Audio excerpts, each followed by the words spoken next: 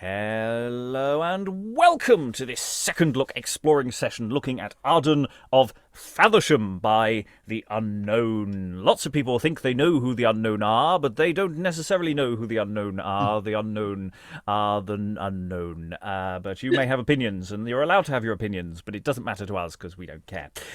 We are doing a second look, which means we're going to be reading through this at pace with some energy. People may do some acting. Some people will have hats because some people are doubling. But otherwise, we have this wonderful room of people who are going to read through the play from beginning to end, all in one go, without stopping to discuss as we go. If you want to know who they are, there will be details in the show description. I'm your host as ever. I will also be reading some parts as well and putting on silly hats as we go to try and clarify. And hopefully we will get to the end of the play and Arden will die. Spoilers here, people. If there is a slight possibility that our Arden might have to disappear, in which case I will be stunt Arden from a certain point in the text. But hopefully we will get to that logical bit. We have also been looking at this on the podcast, so there is a series of Killing Arden going through this play in even more detail than we did in the first look, so there's quite a lot of other material. Links will be in the show description for all of those things. So to begin our journey, we're going to begin at the beginning of the play, the lengthy scene one. So the only stage direction you're going to get from me is the entrance of Arden and Franklin. Arden, cheer up thy spirits and droop no more. My gracious lord, the Duke of Somerset, hath freely given to thee and to thy heirs, by letters patents from his majesty, all the lands of the Abbey of Faversham. Here are the deeds, sealed and subscribed with his name and the king's. Read them and leave this melancholy mood. Franklin, thy love prolongs my weary life, and but for thee, how odious were this life that shows me nothing, but torments my soul, and those foul objects that offend mine eyes, which makes me wish that for this veil of heaven the earth hung over my head and covered me. Love letters pass twixt Mosby and my wife, and they have privy meetings in the town. Nay, on his finger did I spy the ring which at our marriage day the priest put on. Can any grief be half so great as this? Comfort thyself, sweet friend. It is not strange that women will be false and wavering. Aye, but to dote on such a one as he is monstrous, Franklin, and intolerable. Why, what is he? A botcher, and no better at the first, who, by base brokerage, getting some small stock, crept into service of a nobleman, and by his servile flattery and fawning is now become the steward of his house, and bravely jets it in his silken gown. No nobleman will countenance such a peasant. Yes, the Lord Clifford, he that loves not me. But through his favour let him not grow proud, for were he by the Lord Protector backed, he should not make me to be pointed at. I am by birth a gentleman of blood, and that injurious ribald that attempts to violate my dear wife's chastity, for dear I hold her love as dear as heaven, shall on the bed which he thinks to defile see his dissevered joints and sinews torn, whilst on the plancher's pants his weary body smeared in the channels of his lustful blood. Be patient, gentle friend, and learn of me to ease thy grief and save her chastity. Entreat her fair. Sweet words are fittest engines to raise the flint walls of a woman's breast. In any case, be not too jealous, nor make no question of her love to thee, but as securely, presently take horse, and lie with me at London all this term. For women, when they may, will not, but being kept back, straight grow outrageous. Though this abhors from reason, yet I'll try it, and call her forth presently and take leave. How, Alice? Husband? What mean you to get up so early? Summer nights are short, and yet you rise ere day. Had I been awake, you had not risen so soon. Sweet love, Thou knowest that we two, Ovid-like, have often chid the morning when it 'gan to peep, and often wished that dark night's purblind steeds would pull her by the purple mantle back and cast her in the ocean to her love. But this night, sweet Alice, thou hast killed my heart. I heard thee call on Mosby in thy sleep. 'Tis like I was asleep when I named him, for being awake he comes not in my thoughts. Ay, but you started up and suddenly, instead of him, caught me about the neck. Instead of him, who was there? Why, who was there but you?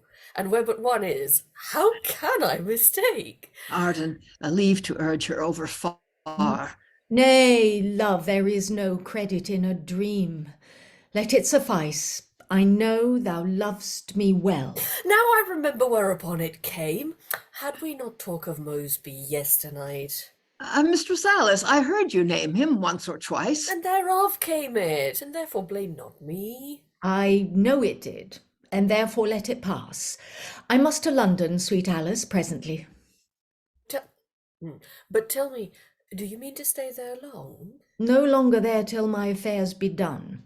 He will not stay above a month at most. A month? Ay me, sweet Arden, come again within a day or two, or else I die. I cannot long be from thee, gentle Alice. Whilst Michael fetch our horses from the field, Franklin and I will down unto the quay, for I have certain goods there to unload. Meanwhile prepare our breakfast, gentle Alice, for yet ere noon we'll take horse and away. Ere noon, he means to take horse and away. Sweet news is this. Oh, that some airy spirit would, in the shape and likeness of a horse, gallop with Arden across the ocean and throw him from his back into the waves. Sweet Mosby is the man that hath my heart, and he usurped it, having naught but this, that I am tied to him by marriage. Love is a god, and marriage is but words, and therefore Mosby's title is the best. Tush, whether it be or no, he shall be mine, in spite of him, of Hymen, and of rights. Yeah, and here comes Adam of the Fleur de Luce. I hope he brings me tidings of my love. How now, Adam? What is the news with you? Be not afraid, my husband's not at home. He whom you wot of, Mosby, Mistress Alice, is come to town and sends you word by me. In any case, you may not visit him. Not visit him? No, nor take no knowledge of his being here.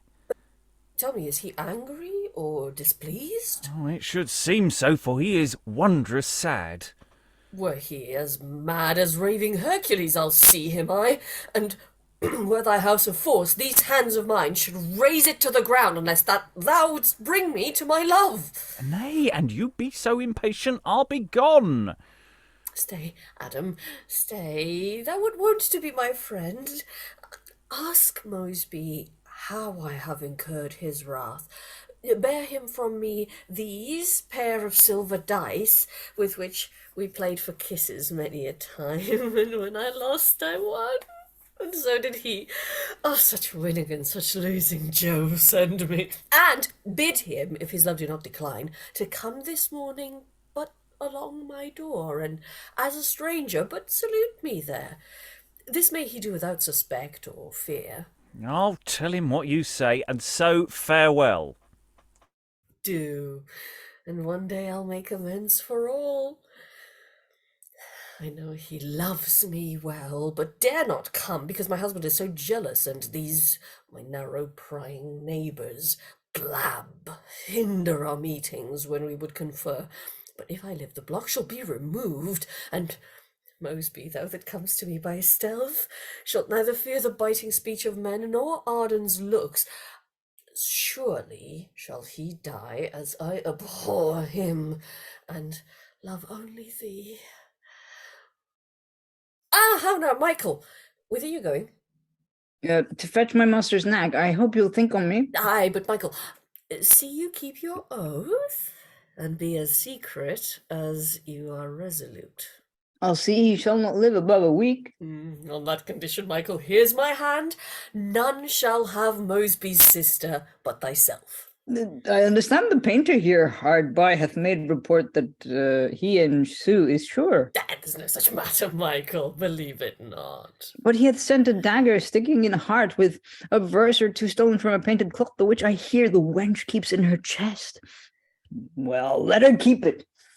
I shall find a fellow that can both write and read and make rhyme too, and if I do, well, I say no more. I'll send from London such a taunting letter as shall eat the heart he sent with salt, and fling the dagger at the painter's head. What needs all this? I say that Susan's thine. Why, then I say that I will kill my master, or anything you will have me do.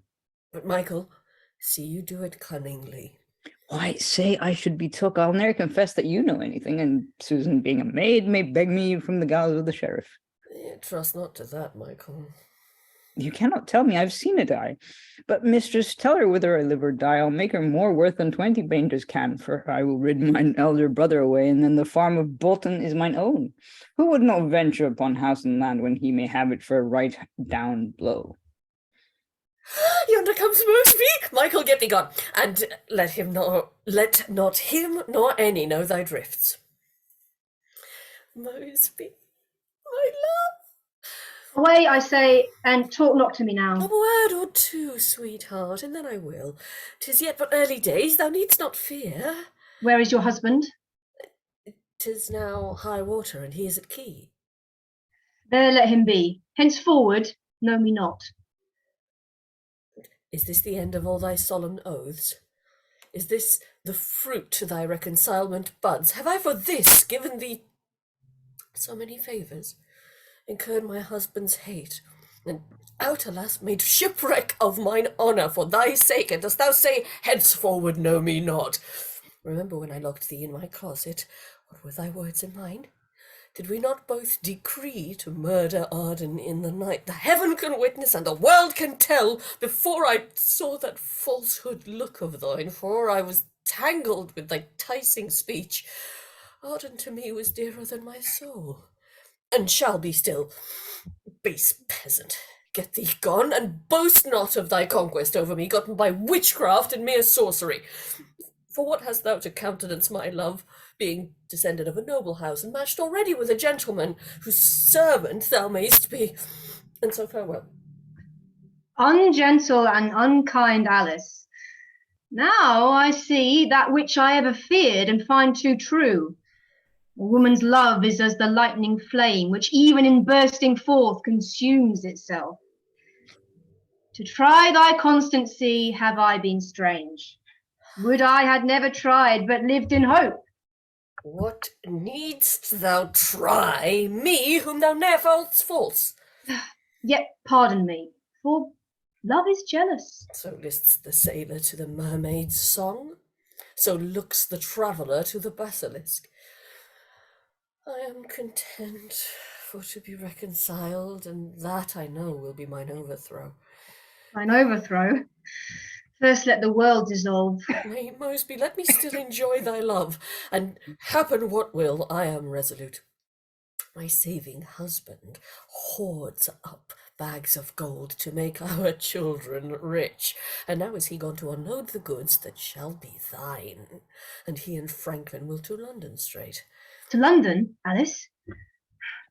If thou be ruled by me, we'll make him sure enough for coming there. Would we could!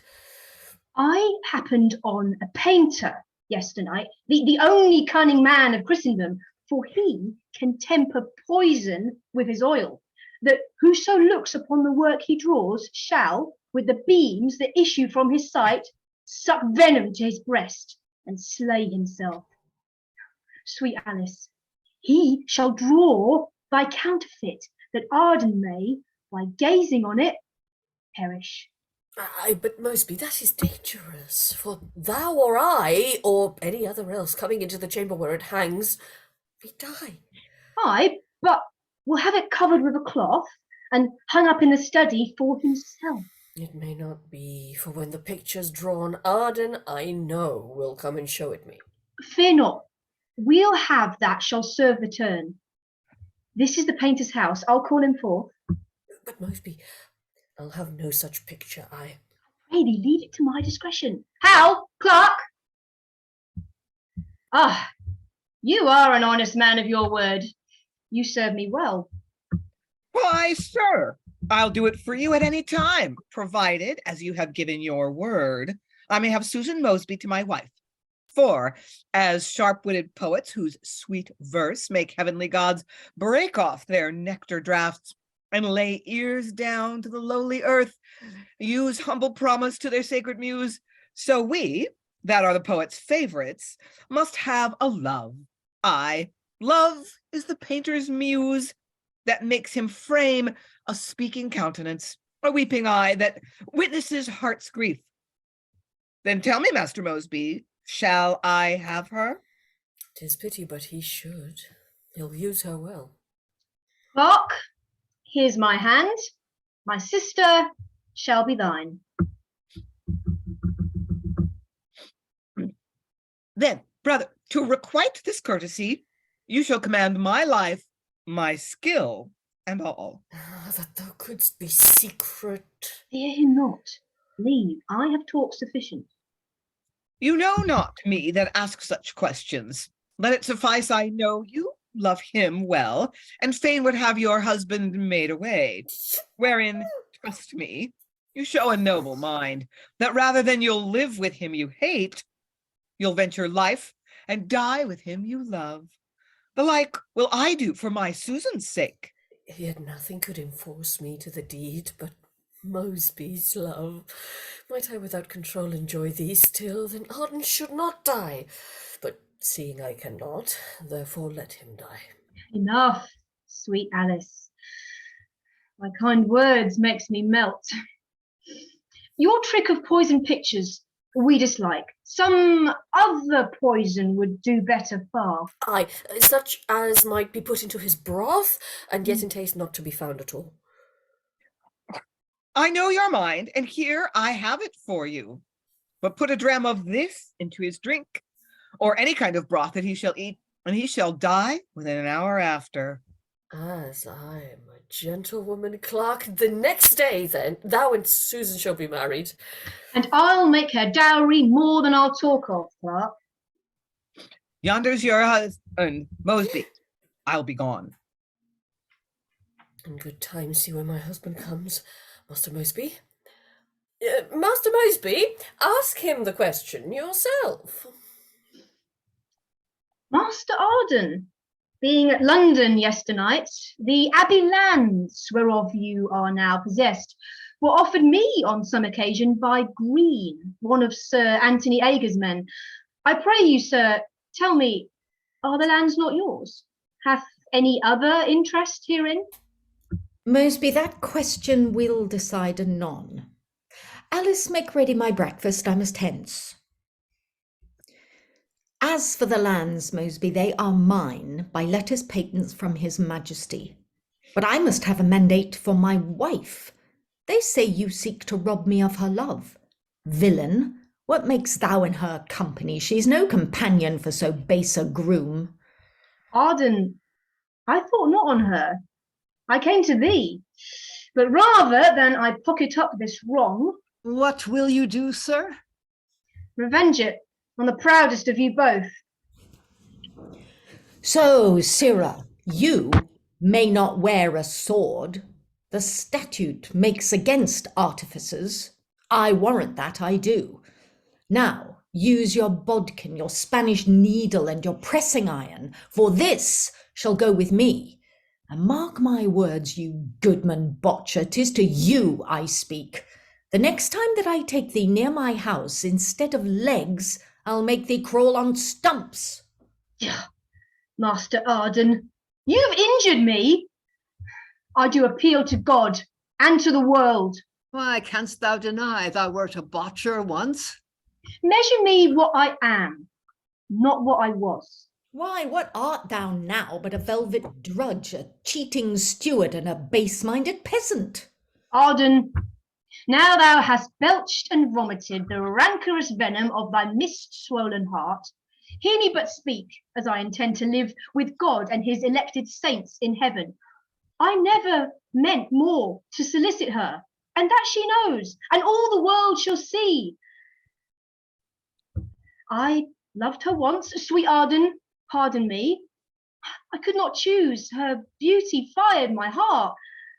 But time hath quenched these over-raging coals, and Arden, though I now frequent thy house, 'tis for my sister's sake, her waiting maid, and not for hers.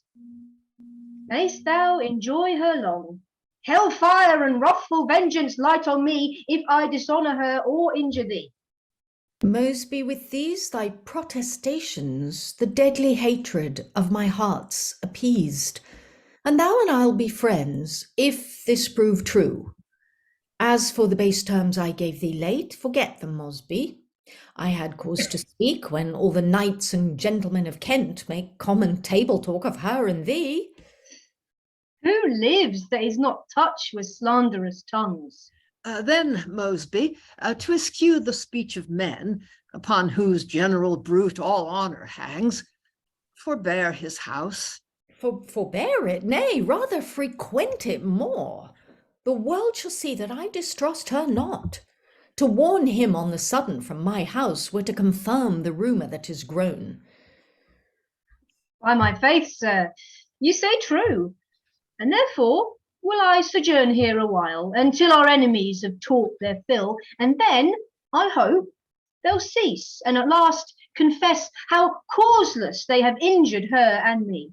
And I will lie in London all this term to let them see how light I weigh their words. Husband, sit down. Your breakfast will be cold. Come, Master Mosby, will you sit with us? I cannot eat, but I'll sit for company.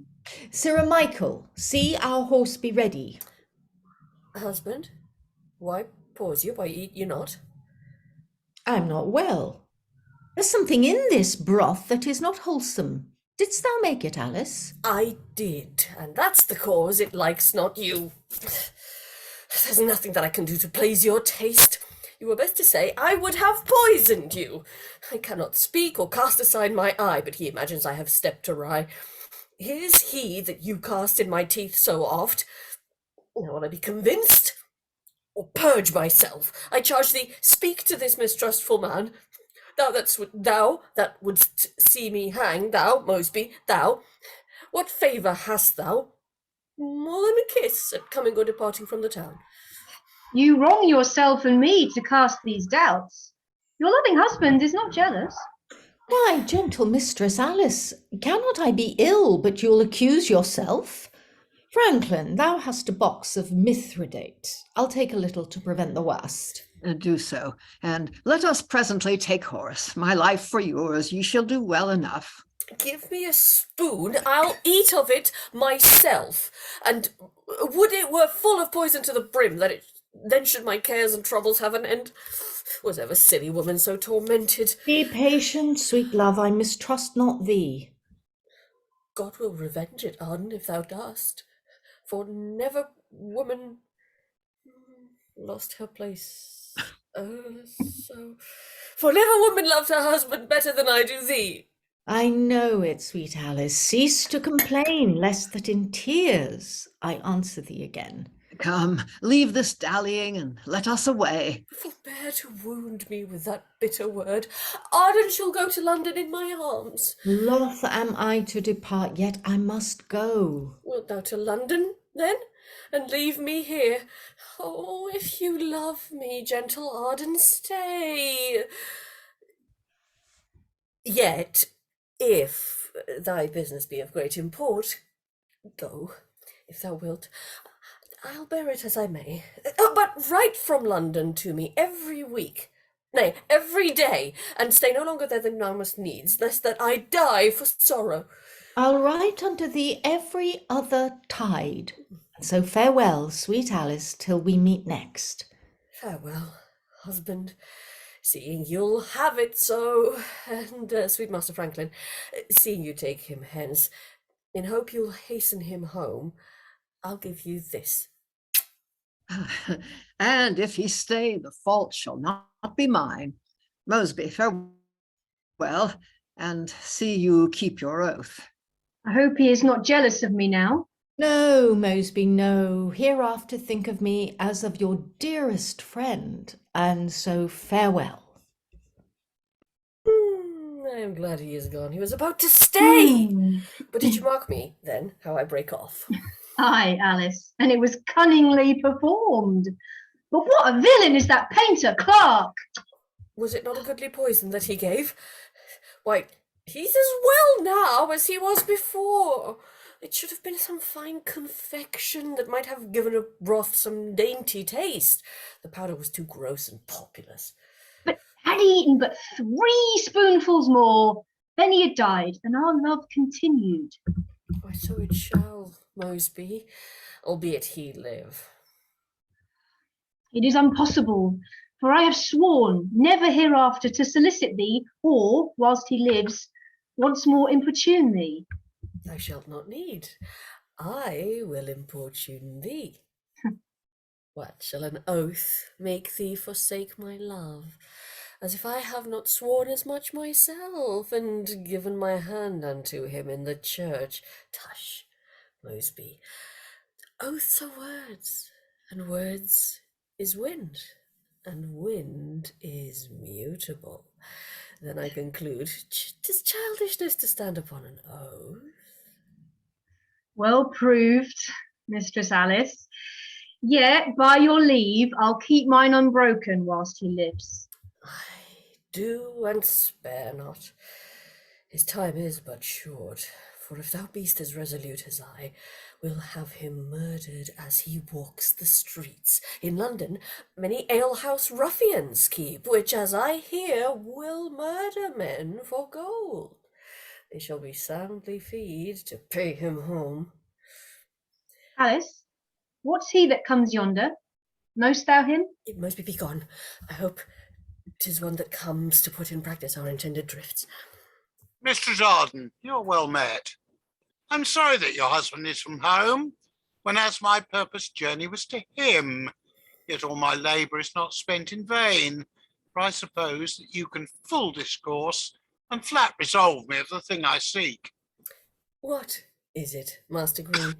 If that I may or can with safety, I will answer you. I heard your husband had a grant of late, confirmed by letters patents from the king, of all the lands of the Abbey of Faversham, generally entitled, so that all former grants are cut off, whereof I myself had one. But now my interest by that is void. This is all. Mistress Arden, is it true or no? True, Master Greene. The lands are his in state, and whatsoever leases were before are void for term of Master Arden's life. He hath the grant under the Chancery seal. Pardon me, Mistress Arden, I must speak, for I am touched. Your husband doth me wrong to wring from me the little land I have. My living is my life, and only that resteth the remainder of my portion. Desire of a wealth is endless in his mind, and he is greedy gaping still for gain. Nor cares he though young gentlemen do beg, so he may scrape and hoard up in his pouch. But seeing he hath ta'en my lands, I'll value life, as careless as he is careful for to get. And tell him this from me, I'll be revenged. And so, as he shall wish the abbey lands had rested still within their former state. Alas, poor gentleman, I pity you, and woe is me that any man should want. God knows 'tis not my fault, but wonder not, though he be hard to others, when to me...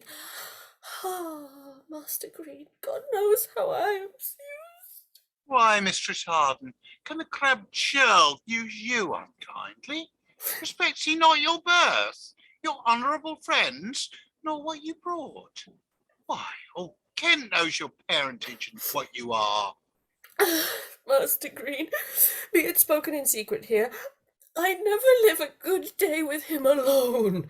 When he's at home, then have I froward looks, hard words, and blows to mend the match withal. And though I might content as good a man, yet doth he keep in every corner trulls, And when he's weary with his trugs at home, then rides he straight to London. There, forsooth, he revels it among such filthy ones as counsels him to make away his wife. Thus live I daily in continual fear, in sorrow, so despairing of redress, that as every day I wish with hearty prayer that he or I were taken from the world. Now trust me, Mistress Alice, it grieveth me, so fair a creature should be so abused. Why, who would have thought the Sibyl Sir so sullen? He looks so smoothly. Now fie upon him, churl. If he live a day, he lives too long. But frolic, woman, I shall be the man, shall set you free from all this discontent. And if the churl deny my interest, and will not yield my lease into my hand, I'll pay him home, whatever hap to me. But speak you as you think. Aye, God's my witness. I mean plain dealing, for I'd rather die than lose my land. Oh, then, Master Greene, be counselled by me. Endanger not yourself for such a churl, but hire some cutter for to cut him short, and here's £10 to wager them withal. When he is dead, you shall have 20 more, and the lands whereof my husband is possessed shall be entitled as they were before. Will you keep promise with me? Or count me false and perjured whilst I live. Then here's my hand. I'll have him so dispatched. I'll to London straight and thither post, and never rest till I've compassed it.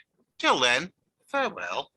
Good fortune follow all your forward thoughts, and whosoever doth attempt the deed, a happy hand I wish. And so farewell. All this goes well. Mosby, I long for thee to let thee know all that I have contrived. How now, Alice? What's the news? Such as will content thee, sweetheart. Content thee well, sweetheart. Well, let them pass a while, and tell me, Alice, how have you dealt and tempered with my sister? What will she have my neighbour Clarke, or no? What?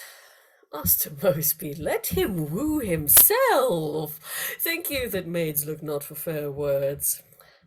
Go to her, Clarke. She's all alone within. Michael, my man, is clean out of her books.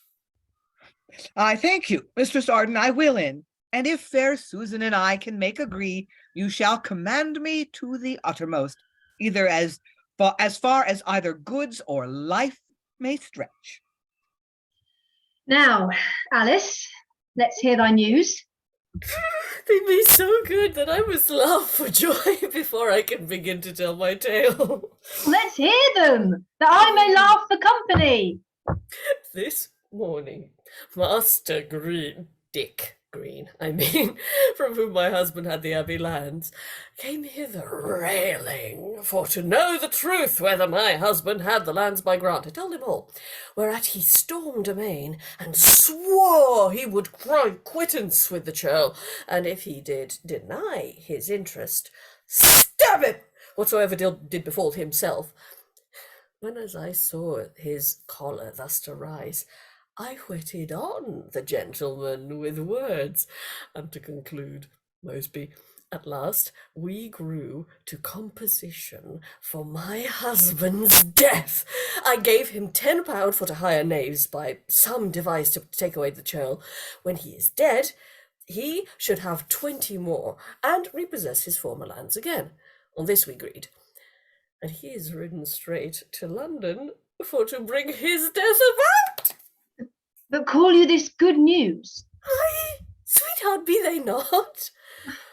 'Twere cheerful news to hear the churl were dead. But trust me, Alice, I take it passing ill you would be so forgetful of our state to make recount of it to every groom. What, to account each stranger with our drifts, chiefly in case of murder? Why, 'tis the way to make it open unto Arden's self, and bring thyself and me to ruin both. Forewarned, forearmed. Who threats his enemy lends him a sword to guard himself withal. Did it for the best.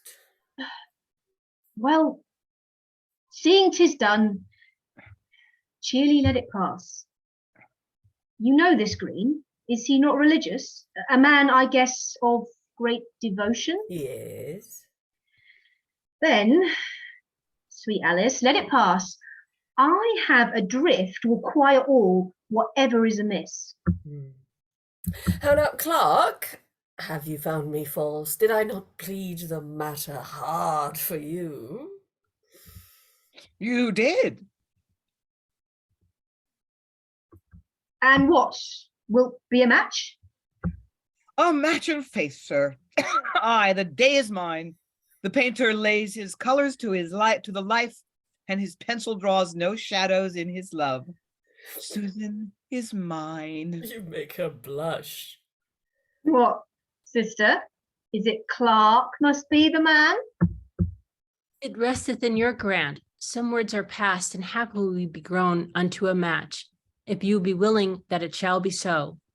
Ah, Master Clarke, it resteth at my grants. You see, my sister's yet at my dispose, but so you'll grant me one thing I shall ask, I am content my sister shall be yours.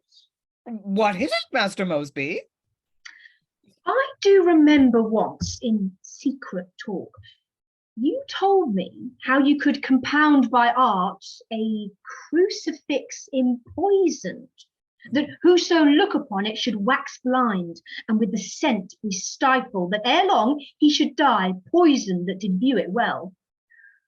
I would have you make me such a crucifix, and then I'll grant my sister shall be yours. Though I am loath, because it touches life, yet rather I'll leave sweet Susan's love, I'll do it, and with all the haste I may. But for whom is it? Leave that to us. Why, Clarke, is it possible that you should paint and draw it out yourself, the colours being baleful and empoisoned, and no ways prejudice yourself withal? Well questioned, Alice. Clarke, how answer you that? Very easily. I'll tell you straight how I do the work of these empoisoned drugs. I fasten on my spectacles so close as nothing can offend my sight. Then, as I put a leaf within my nose, so I put rhubarb to avoid the smell, and often as another work I paint. And softly as another work I paint.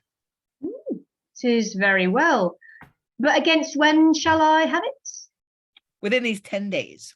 'Twill serve the turn. Now, Alice, let's in and see what cheer you keep. I hope, now Master Arden is from home, you'll give me leave to play your husband's part? Mosby, you know who's master of my heart. He may as well be master of the house. See you then that comes yonder, Master Greene. Aye, very well. Do you know them? The one I know not, but he seems a knave, chiefly for bearing the other company. For such a slave, so vile a rogue as he, lives not again upon the earth. Black Will is his name. I tell you, Master Greene, at Boulogne he and I were fellow soldiers, where he played such pranks as all the Kemp feared him for his villainy. I warrant you he bears so bad a mind that for a crown he'll murder any man. No fitter he is for my purpose, Mary. Ah, now, fellow Bradshaw, whither away so early? Well, times are changed. No fellows now, though we were once together in the field. Yet thy friend, to do thee any good I can. Why, Bradshaw, was not thou and I fellow soldiers at Boulogne, where I was a corporal, and thou but a base mercenary groom? No fellows now, because you are a goldsmith and have a little plate in your shop. You are glad to call me fellow Will, and with a curtsy to the earth. One snatch, good corporal, when I stole the half-ox from John the Victualler, and domineered with it among the good fellows one night. Aye, Will, those days are past with me. Aye, but they be not past with me, for I keep that same honourable mind still. Good neighbour Bradshaw, you are too proud to be my fellow.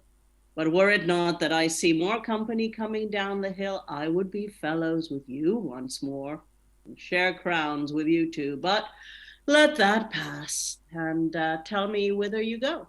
To London, Will, about a piece of service wherein haply thou mayest pleasure me. What is it? Of late Lord Cheyne lost some plate, which one did bring and sold it at my shop, saying he served Sir Anthony Cook. A search was made, the plate was found with me, and I am bound to answer at the size. Now, Lord Cheyne solemnly vows, if law will serve him, he'll hang me for this plate. Now, I am going to London upon hope to find the fellow. Now, well, I know thou art acquainted with such companions. What manner of man was he? Oh, a lean-faced, writhen knave, hawk-nosed and very hollow-eyed, with mighty furrows in his stormy brows. Long hair, down his shoulders curled, his chin was bare, but on his upper lip a mustachio, which he wound about his ear. What apparel had he? Oh, watch it, satin doublet all too torn. The inner side he did bear the greater show. A pair of threadbare velvet hose, seam rent, a worsted stocking, rent above the shoe, a livery cloak, but all the lace was off. 'Twas bad, but yet it served to hide the plate.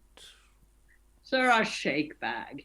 Canst thou remember, since we trolled the bowl at Sittenburg, where I broke the tapster's head of the lion with a cudgel stick? Aye, very well, Will. Why, it was with the money that the plate was sold for. Sir Bradshaw, what wilt thou give him that can tell thee who sold thy plate? Who, I pray thee, good Will? Why, it was one Jack Fitton.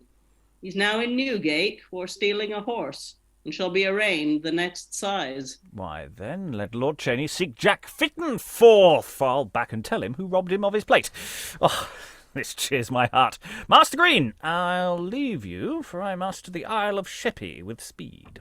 Before you go, let me entreat you to carry this letter to Mistress Arden of Faversham, and humbly recommend me to herself. That I will, Master Greene, and so farewell. Here, Will, there's a crown for thy good news. Farewell, Bradshaw. I'll drink no water for thy sake while this lasts. Now, gentlemen, shall we have your company to London? Nay, stay, sirs. A little more I needs must use your help, and in a matter of great consequence, wherein, if you'll be secret and profound, I'll give you 20 angels for your pains. How, 20 angels? Give my fellow George Shakebag and me 20 angels, and if thou'lt have thine own father slain, that thou mayst inherit his land, we'll kill him. Aye, thy mother, thy sister, thy brother, and all thy kin. Well, this it is. Arden of Faversham hath highly wronged me about the Abbey land, that no revenge but death will serve the turn. Will you too kill him? Here's the angels down, and I will lay the platform of his death. Plat me no platforms. Give me the money, and I'll stab him as he stands pissing against a wall, but I'll kill him. Where is he? He's now at London in Aldersgate Street. He's dead as if he had been condemned by an act of parliament, if one's black will and eyes wear his death. Here is £10, and when he's dead, you shall have 20 more. My fingers itches to be at the peasant. That I might be at such work thus throughout the year, and that murder would grow to an occupation that a man might follow without danger of law. Zoons, I warrant, I should be warden of the company. Come, let us be going, and we'll bait at Rochester, where I'll give thee a gallon of sack to hansel the match withal. I've gotten such a letter as will touch the painter, and thus here it is. My duty remembered, Mistress Susan, hoping in God you be in good health, as I, Michael, was at the making hereof. This is to certify you as the turtle true, when she hath lost her mate, sitteth alone. So I, mourning for your absence, do walk up and down poles, till one day I fell asleep and lost my master's pantofles. Mistress Susan, abolish that paltry painter, cut him off by the shins with the frowning look of your crabbed countenance, and think upon Michael, who, drunk with the dregs of your favour, will cleave as fast to your love as a plaster of pitch to a galled horseback. Thus, hoping you will let my passions penetrate, or rather impetrate, mercy of your meek hands, I end. Yours, Michael, or else not Michael. Why, you paltry knave, stand you here loitering, knowing my affairs, what haste my business craves to send to Kent? Faith, friend Michael, this is very ill, knowing your master hath no more but you.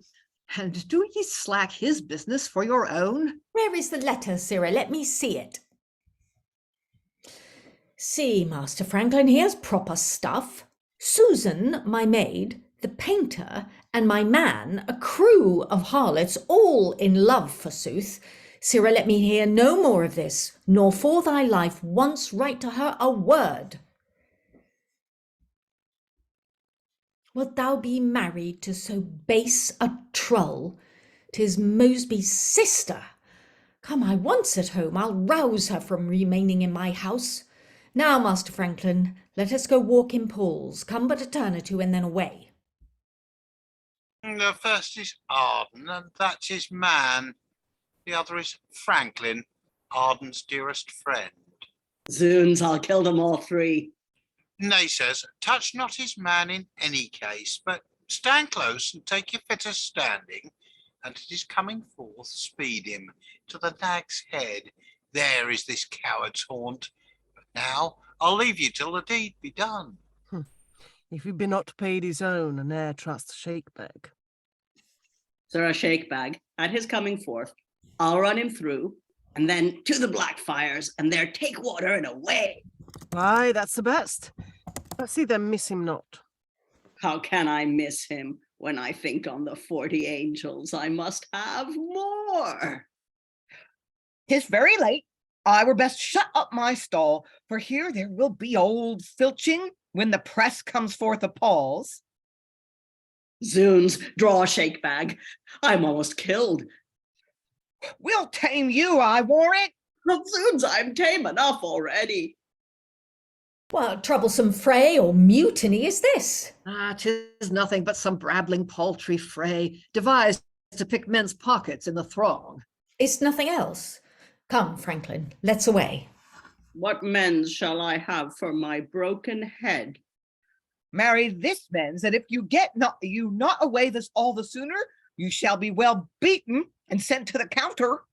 Well, I'll be gone, but look to your signs, for I'll pull them all down. Shakebag, my broken head grieves me not so much as by this means Arden hath escaped. I had a glimpse of him and his companion. Why, sirs, Arden's as well as I. I met him and Franklin going merrily to the ordinary. What, dare you not do it? Yes, sir, we dare do it, but were my consent to give again, we would not do it under £10 more. I value every drop of my blood at a French crown. I've had £10 to steal a dog, and we have no more here to kill a man. But that a bargain is a bargain, and so forth. You should do it yourself. I pray thee, how came thy head broke? Why, thou seest is broke, dost thou not? Pending against a stall, watching Arden's coming, a boy let down his shop window and broke his head. Whereupon arose a brawl, and in the tumult, Arden escaped us and passed by unthought on. But forbearance is no acquittance. Another time we'll do it, I warrant thee. I pray thee, Will, make clean thy bloody brow, and let us bethink on some other place, where Arden may be met with handsomely. Remember how devoutly thou hast sworn to kill the villain. Think upon thine oath. Gosh, I have broken 500 oaths. But wouldst thou charm me to effect this deed, tell me of gold. My resolution's fee. Say thou seest Mosby kneeling at my knees, offering me service for my high attempt, and sweet Alice Arden with a lap of crowns comes with a lowly curtsy to the earth, saying, Take this but for thy quarterage. Such yearly tribute will I answer thee. Why, this would steel soft-mettled cowardice, with which black will was never tainted yet. I tell thee, Greene, the forlorn traveller whose lips are glued with summer's parching heat ne'er longed so much to see a running brook as I to finish Arden's tragedy. Seest thou this gore that cleaveth to my face? From hence ne'er will I wash this bloody stain till Arden's heart be panting in my hand. Why, that's well said, but what saith Shakebag? I cannot paint my valour out with words, but give me place and opportunity. Such mercy as the starving lioness, when she is dry sucked of eager young, shows to the prey, to the next encounter her, on Arden so much pity would I take. So should it fare with men of firm resolve. And now, sirs, seeing that this accident of meeting him in pools hath no success, let us bethink us of some other place whose earth may swallow up this Arden's blood. See, yonder comes his man, and what you want? The foolish knave's in love with Mosby's sister, and for her sake, whose love he cannot get, unless Mosby's lest his suit. The villain has sworn the slaughter of his master. We'll question him, for he may stead us much. How now, Michael? Whither are you going? My master hath new supped, and I'm going to prepare his chamber. Where supped, Master Arden? At the Nag's Head, at the 18 pence ordinary. How now, Master Shakebag? What, Black Will? God's dear lady, how chance your face is so bloody? Go to, sirrah, there is a chance in it. This sauciness in you will make you be knocked. Nay, and you be offended, I'll be gone. Stay, Michael, you may not escape us so.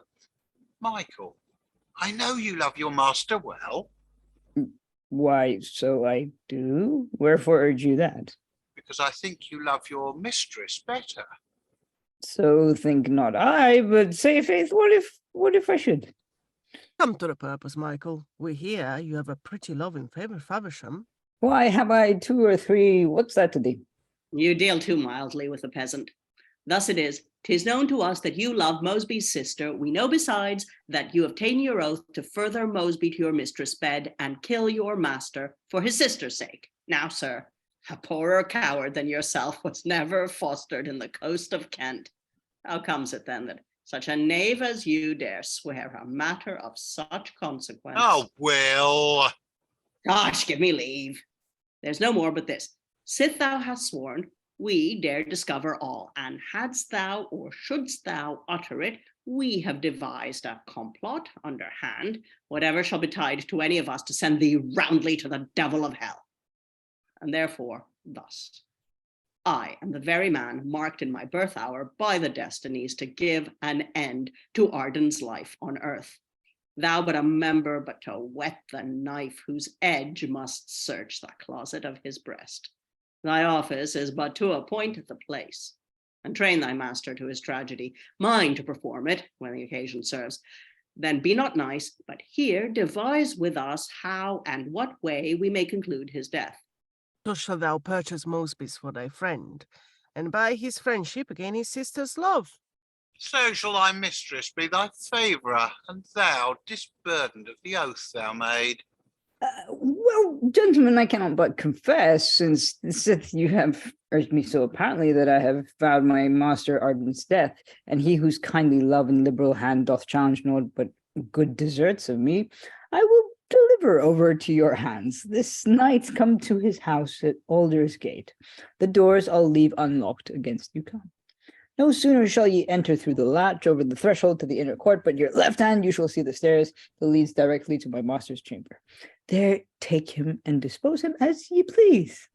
Now it were good we parted company. What I have promised I will perform. Should you deceive us, 'twould go wrong with you. I will accomplish what I have revealed. Come, let's go drink.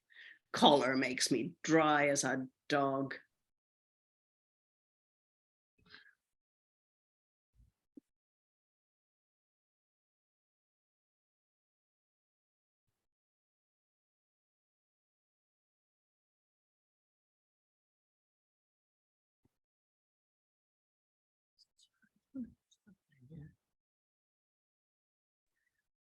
Thus feeds the lamb securely on the down, whilst through the thicket of an arbor brake, the hunger-bitten wolf o'erpries his haunt, and takes advantage for to eat him up. Harmless Arden, how hast thou misdone that thus thy gentle life is levelled at? The many good turns that thou hast done to me, I must quittance with betraying thee. I that should take the weapon in my hand and buckler thee from ill-intending foes, to lead thee with a wicked, fraudful smile as unsuspected to the slaughterhouse. So have I sworn to Mosby and my mistress. So have I promised to the slaughtermen. And should I not deal currently with them, their lawless rage would take revenge on me. Tush, I will spurn at mercy for this once. Their pity lodge where feeble women lie. I am resolved, and Arden needs must die.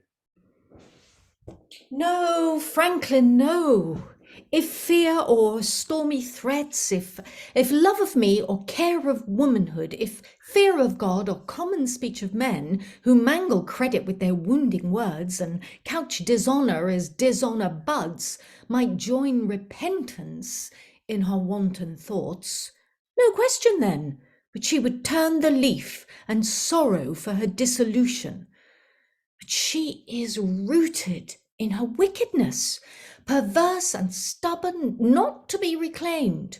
Good counsel is to her as rain to weeds, and reprehension makes her vice to grow, as Hydra's head that plenished by decay.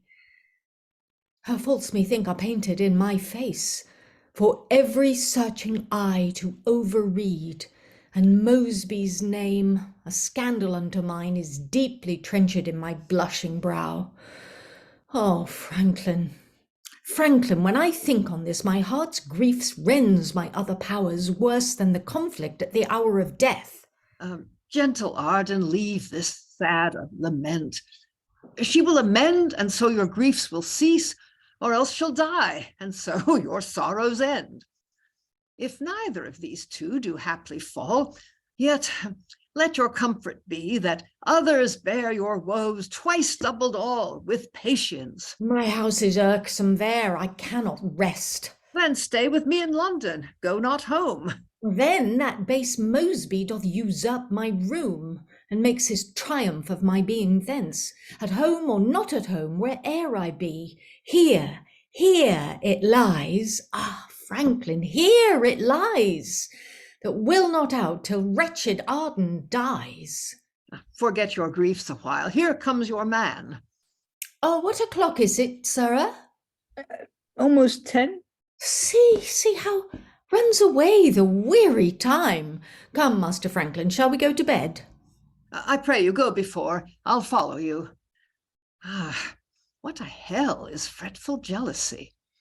What pity-moving words, what deep-fetched sighs, what grievous groans and overlading woes accompanies this gentle gentleman. Now will he shake his care-oppressed head, then fix his sad eyes on the sullen earth, ashamed to gaze upon the open world. Now will he cast his eyes up to the heavens, looking that ways for redress of his wrong. Sometimes he seeketh to beguile his grief and tells a story with his careful tongue. Then comes his wife's dishonor in his thoughts, and in the middle cutteth off his tale, pouring fresh sorrow on his weary limbs. So woe-begone, so inly charged with woe, was never any lived and bear it so. My master would desire you come to bed. Is he himself already in his bed? He is, and fain would have the light away. Conflicting thoughts encamped in my breast, awake me with the echo of their strokes, and I, a judge to censure either side, can give to neither wished victory. My master's kindness pleads to me for life with just demand, and I must grant it him. My mistress, she hath forced me with an oath, for Susan's sake, the which I may not break, for that is nearer than a master's love. That grim-faced fellow, pitiless black will, and Shakebag stern in bloody stratagem, two ruffians never lived in Kent, have sworn my death if I infringe my vow. Dreadful thing to be considered of. Methinks I see them with their bolstered hair, staring and grinning in thy gentle face, and in their ruthless hands their daggers drawn, insulting o'er thee with the peck of oaths, whilst thou, submissive, pleading for relief, art mangled by their ireful instruments. Methinks I hear them ask where Michael is, and pitiless Black Will cries, "Stab the slave! The peasant will detect the tragedy."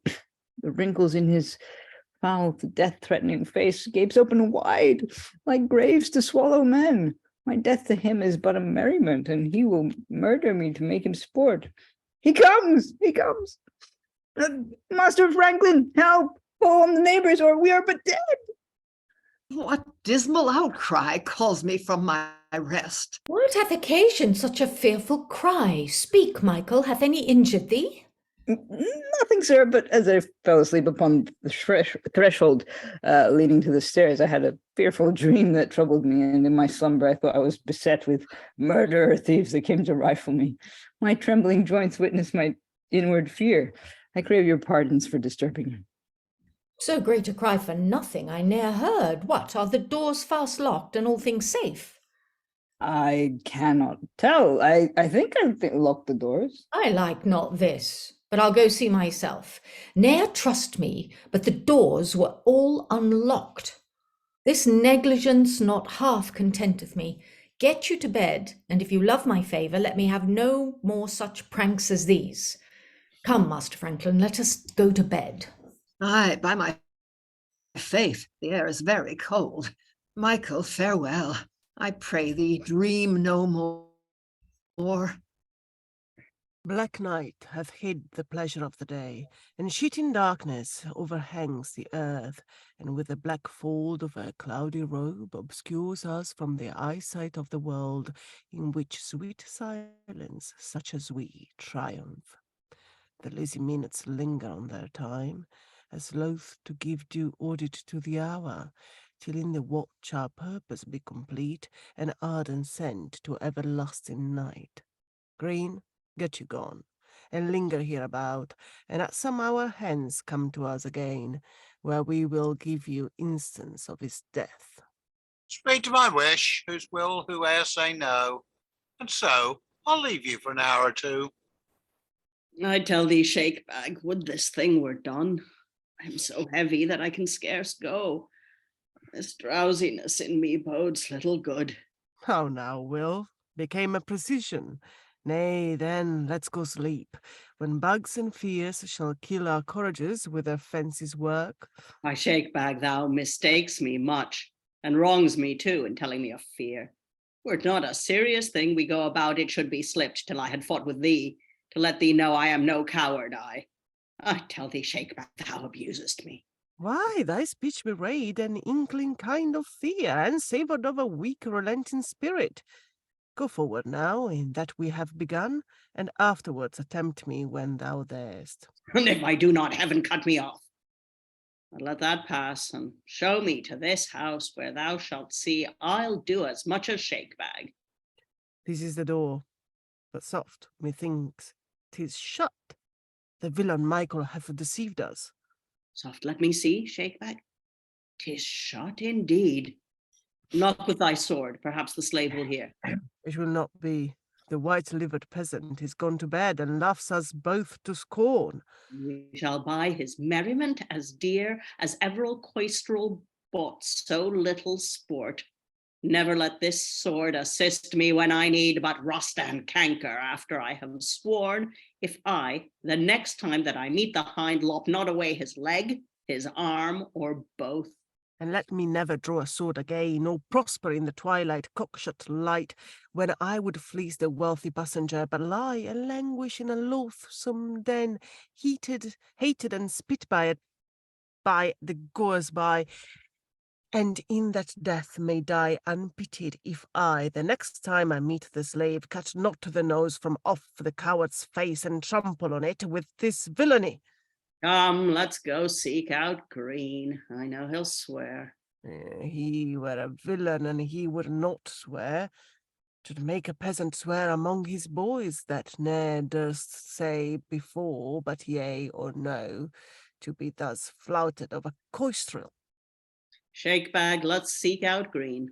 And in the morning at the alehouse, budding Arden's house, watch the outcoming of that prick-eared cur, and then let me alone to handle him. Sirrah, get you back to Billingsgate and learn what time the tide will serve our turn. Come to us in Paul's. First go make the bed, and afterwards go hearken for the flood. Come, Master Franklin, you shall go with me. This night I dreamt that, being in a park, a toil was pitched to overthrow the deer, and I, upon a little rising hill, stood wistly watching for the herd's approach. Even there, methoughts, a gentle slumber took me, and summoned all my parts to sweet repose. But in the pleasure of this golden rest, an ill-thewed foster had removed the toil, and rounded me with that beguiling home which late methought was pitched to cast the deer. With that he blew an evil-sounding horn, and at the noise another herdman came, with falchion drawn, and bent it at my breast, crying aloud, "Thou art the game we seek." With this I woke and trembled every joint, like one obscured in a little bush that sees a lion foraging about, and when the dreadful forest king is gone, he pries about with timorous suspect throughout the thorny casements of the brake, and will not think his person dangerless, but quakes and shivers, though the cause be gone. So trust me, Franklin, when I did awake, I stood in doubt whether I waked or no. Such great impression took this fond surprise.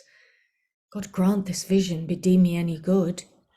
This fantasy doth rise from Michael's fear, who being awakened with the noise he made, his troubled senses yet could take no rest. And this, I warrant you, procured your dream. It may be so. God frame it to the best.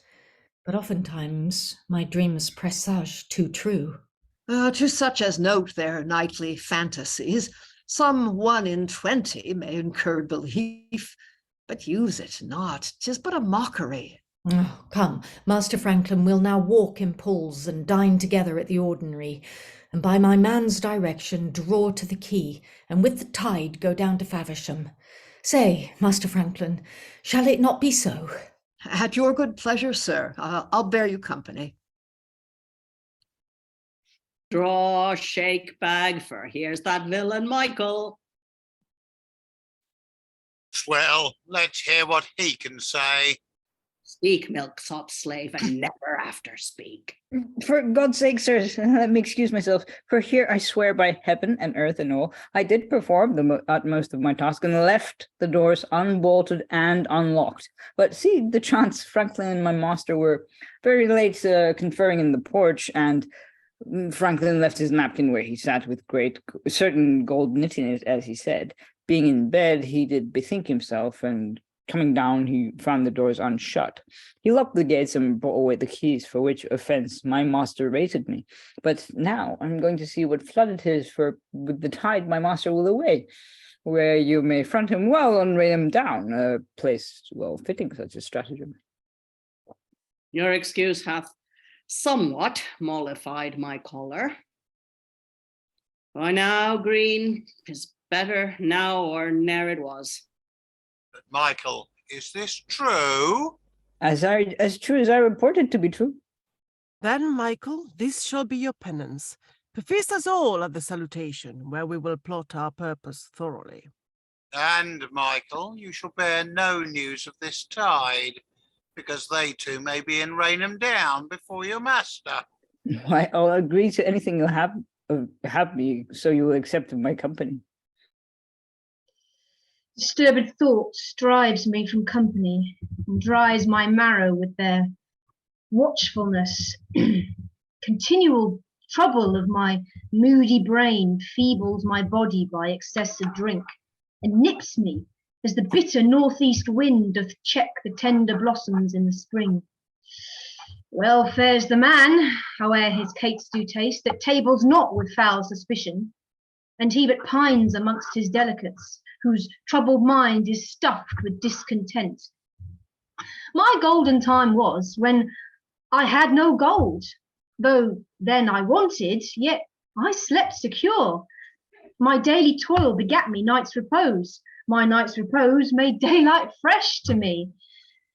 But since I climbed the top bough of the tree and sought to build my nest among the clouds, each gentle stirry gale doth shake my bed and makes me dread my downfall to the earth. But whither doth contemplation carry me? The way I seek to find, where pleasure dwells, is hedged behind me that I cannot back, that needs must on, although to danger's gate.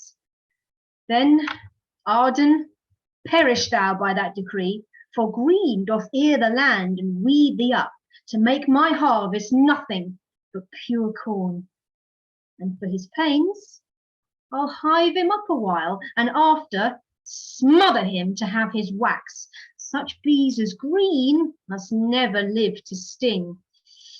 And there is Michael and the painter too, chief actors to Arden's overthrow, who, when they shall see me sit in Arden's seat, they will insult upon me for my meed, or fright me by detecting of his end.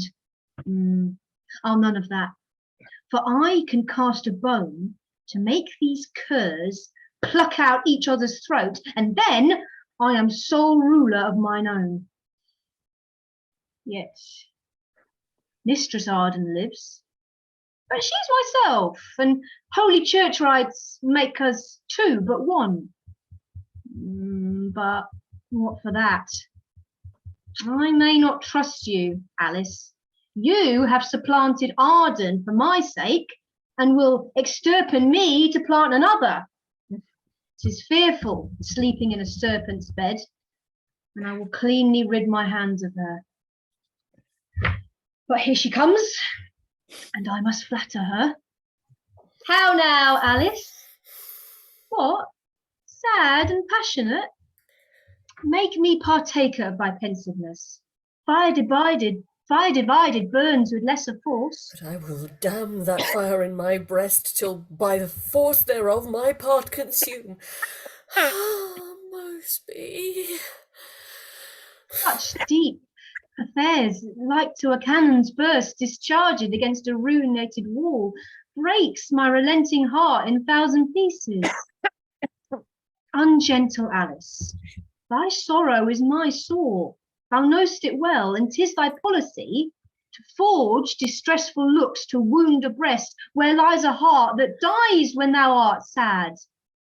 It is not love that loves to anger love. It is not love that loves to murder love. How mean you that? Thou knowst how dearly Arden loved me. And then? And then conceal the rest, for 'tis too bad, lest that my words be carried with the wind and published in the world to both our shames. I prithee, Mosby, let our springtime wither. Our harvest else will yield but loathsome weeds. Forget, I prithee, what hath passed betwixt us, for how I blush and tremble at the thought. What? Are you changed? Aye, to my former happy life again. From title of an odious strumpet's name to honest Arden's wife. Not Arden's honest wife. Mosby, thou hast rifled me of that, and made me slanderous to all my kin, and even in my forehead is thy name engraven. A mean artificer, that low-born name. I was bewitched. Woe worth the hapless hour and all the causes that enchanted me. Nay, if you ban, let me breathe curses forth, and if you stand so nicely at your fame, let me repent the credit I have lost. I have neglected matters of import that would have stated me above thy state, forslowed advantages and spurned at time, aye, fortune's right hand Mosby had forsook, to take a wanton gigolo by the left. I left the marriage of an honest maid, whose dowry would have weighed down all thy wealth, whose beauty and demeanour far exceeded thee. This certain good I lost for changing bad, and wrapped my credit in thy company. I was bewitched. That is no theme of thine. And thou, unhallowed, has enchanted me. But I will break thy spells and exorcisms and put another sight upon these eyes that showed my heart a raven for a dove. Thou art not fair.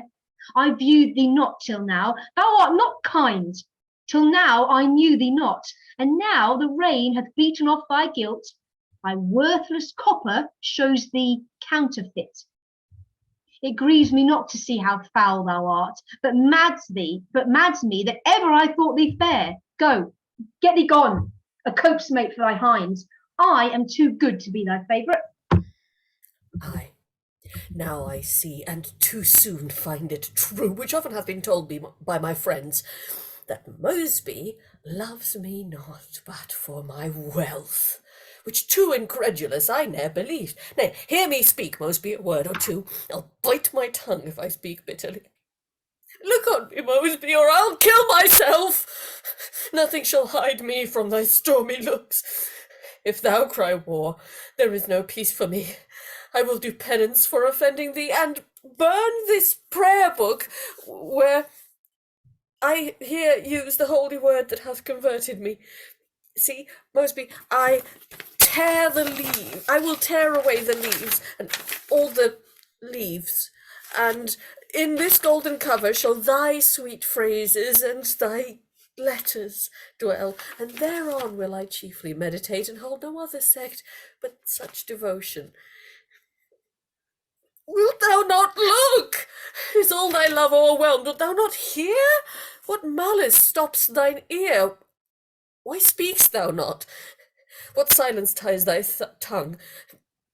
Thou hast been sighted as the eagle is, and heard as quickly as the fearful hare, and spoke as smooth as any orator when I have bid thee hear, or see, or speak, and art thou sensible in none of these? Weigh all thy good turns with this little fault, and I deserve not Mosby's muddy looks. Offence of trouble is not thickened still, be clear again. I'll ne'er more trouble thee. Oh no, I am a base artificer. My wings are feathered for a lowly flight. Mosby, fie, no, not for £1,000. Make love to you? Why, 'tis unpardonable. We beggars must not breathe where gentles are. Sweet Mosby is as gentle as a king, and I too blind to judge him otherwise. Flowers do sometimes spring in fallow land, weeds in gardens, roses grow on thorns, so whatsoe'er my Mosby's father was, himself is valued gentle by his worth. How you women can insinuate and clear a trespass with your sweet set tongue. I will forget this quarrel, gentle Alice, provided I'll be tempted so no more. Then with thy lips seal up this new-made match. Soft, Alice, here comes somebody. Oh no, Bradshaw, what's the news with you? I have little news, but here's a letter that Master Greene importuned me to give you. Oh, go in, Bradshaw. Call for a cup of beer. 'Tis almost supper time. Thou shalt stay with us. We have missed of our purpose at London, but shall perform it by the way. We thank our neighbour Bradshaw. Yours, Richard Greene. How likes my love the tenor of this letter? Well, were his date completed and expired? Ah, would it were. Then comes my happy hour. Till then, my bliss is mixed with bitter gall. Come, let us in to shun suspicion. Aye, to the gates of death to follow thee. Come, Will. See thy tools be in readiness. Is not their power dung, or will thy flint strike fire? Oh, then ask me if my nose be on my face, or whether my tongue be frozen in my mouth. Zounds, here's a coil. You were best swear me on the interrogatories how many pistols I have took in hand, or whether I love the smell of gunpowder, or dare abide the noise the dag will make, or will not wink at a flashing of the fire. I pray thee, Shakebag, let this answer thee, that I have took more purposes in this down than ere thou handlest pistols in thy life. Aye, haply thou hast picked more in a throng, but should I brag what booties I have took? I think the overplus that's more than thine would mount to a greater sum of money than either thou or all thy kin are worth. Zounds, I hate them, as I hate a toad that carry a muscado in their tongue and scarce a hurting weapon in their hand. Oh, Greene, intolerable! It is not for mine honour to bear this. Why, Shakebag, I did serve the king at Boulogne, and thou canst brag of nothing that thou hast done. Why, so can Jack of Faversham, that sounded for a fillip on the nose, when he that gave it him hollered in his ear, and he supposed a cannon bullet hit him. I pray you, sirs, Mr. Aesop's talk. Whilst two stout dogs were striving for a bone, there come a cur and stole it from them both. So, while you stand striving on these terms of manhood, Arden escapes us and deceives us all. Why, he begun. And thou shalt find I'll end. I do but slip it until better time. But if I do forget... Well, take your fitter standings and once more lime well your twigs to catch this wary bird. I'll leave you, and at your dag's discharge, make towards like the longing water dog that coucheth till the fowling piece be off, then seizeth on the prey with eager mood. Ah, might I see him stretching forth his limbs, as I have seen them beat their wings ere now. Why, that thou shalt see, if he comes this way. Yes, that he doth, Shakebag, I warrant thee. But brawl not when I'm gone in any case. But, sirs, be sure to speed him when he comes, and in that hope I'll leave thee for an hour. 'Twere best I went back to Rochester. The horse holds down right. It were not good he travelled in such pain to Faversham. Removing of a shoe may haply help it. Well, get you back to Rochester, but sirrah, see ye overtake us ere we come to Rainham down, for 'twill be very late ere we get home. Aye, God he knows, and so doth Will and Shakebag, that thou shalt never go further than that down, and therefore I have pricked the horse on purpose, because I would not view the massacre. Come, Master Franklin, onwards with your tale. I do assure you, sir, you tax me much. A heavy blood is gathered at my heart, and on the sudden is my wind so short as hindereth the passage of my speech. So fierce a qualm yet never assailed me. Come, Master Franklin, let us go on softly.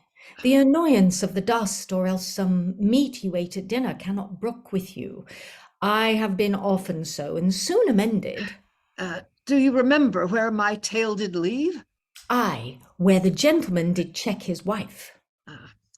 She, being reprehended for the fact, witness produced that took her with the deed, her glove brought in, which there she left behind, and many other assured arguments. Her husband asked her whether it were not so. Her answer then, I wonder how she looked, having forsworn it with such vehement oaths, and at the instant so approved upon her. First did she cast her eyes down to the earth, watching the drops that fell amain from thence. Then softly draws she forth her handkerchief, and modestly she wipes her tear-stained face. Then hemmed she out, to clear her voice should seem, and with a majesty addressed herself to encounter all their accusations. Pardon me, Master Arden, I can no more. This fighting at my heart makes short my wind. Come, we are almost now at Rainham Down. Your pretty tale beguiles the weary way. I would you were in state to tell it out.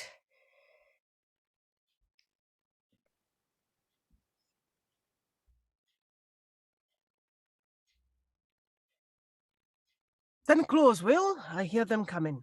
Stand to it, Shakebag, and be resolute. It is so near night as it seems, or will this black-faced evening have a shower? What, Master Arden, you are well met. I have longed this fortnight day to speak with you. You are a stranger man in the Isle of Sheppey. Your honour's always bound to do you service. Come you from London, and ne'er a man with you? My man's coming after, but here's my honest friend that came along with me. My Lord Protector's man, I take you to be. Aye, my good lord, and highly bound to you. You and your friend come and sup with me. I beseech your honour pardon me. I have made a promise to a gentleman, my honest friend, to meet him at my house. The occasion is great, or else would I wait on you. Will you come tomorrow and dine with me, and bring your honest friend along with you? I have diverse matters to talk with you about. Tomorrow we'll wait upon your honour. One of you stay my horse at the top of the hill. What, Black Will? For whose purse wait you?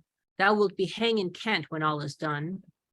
Not hanged, God save your honor. I am your beadsman, bound to pray for you. I think thou art never said a prayer in all thy life. One of you give him a crown, and sirrah, leave this kind of life. If thou beest tainted for a penny matter, and come in question, surely thou wilt trust. Come, Master Arden, let us be going. Your way and mine lies 4 miles together. The devil break your necks at 4 miles, and zoons, I could kill myself for very anger. His lordship chops me in, even when my dag was levelled at his heart. I would his crown were molten down his throat. Arden, thou hast wondrous holy luck. Did ever men escape as thou hast done?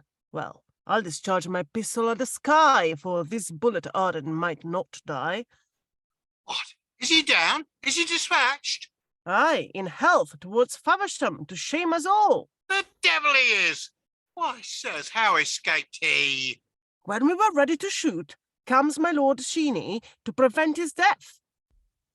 Lord of heaven hath preserved him. Preserved a fig! The Lord Cheyne has preserved him and bids him to a feast to his house at Shorelaw.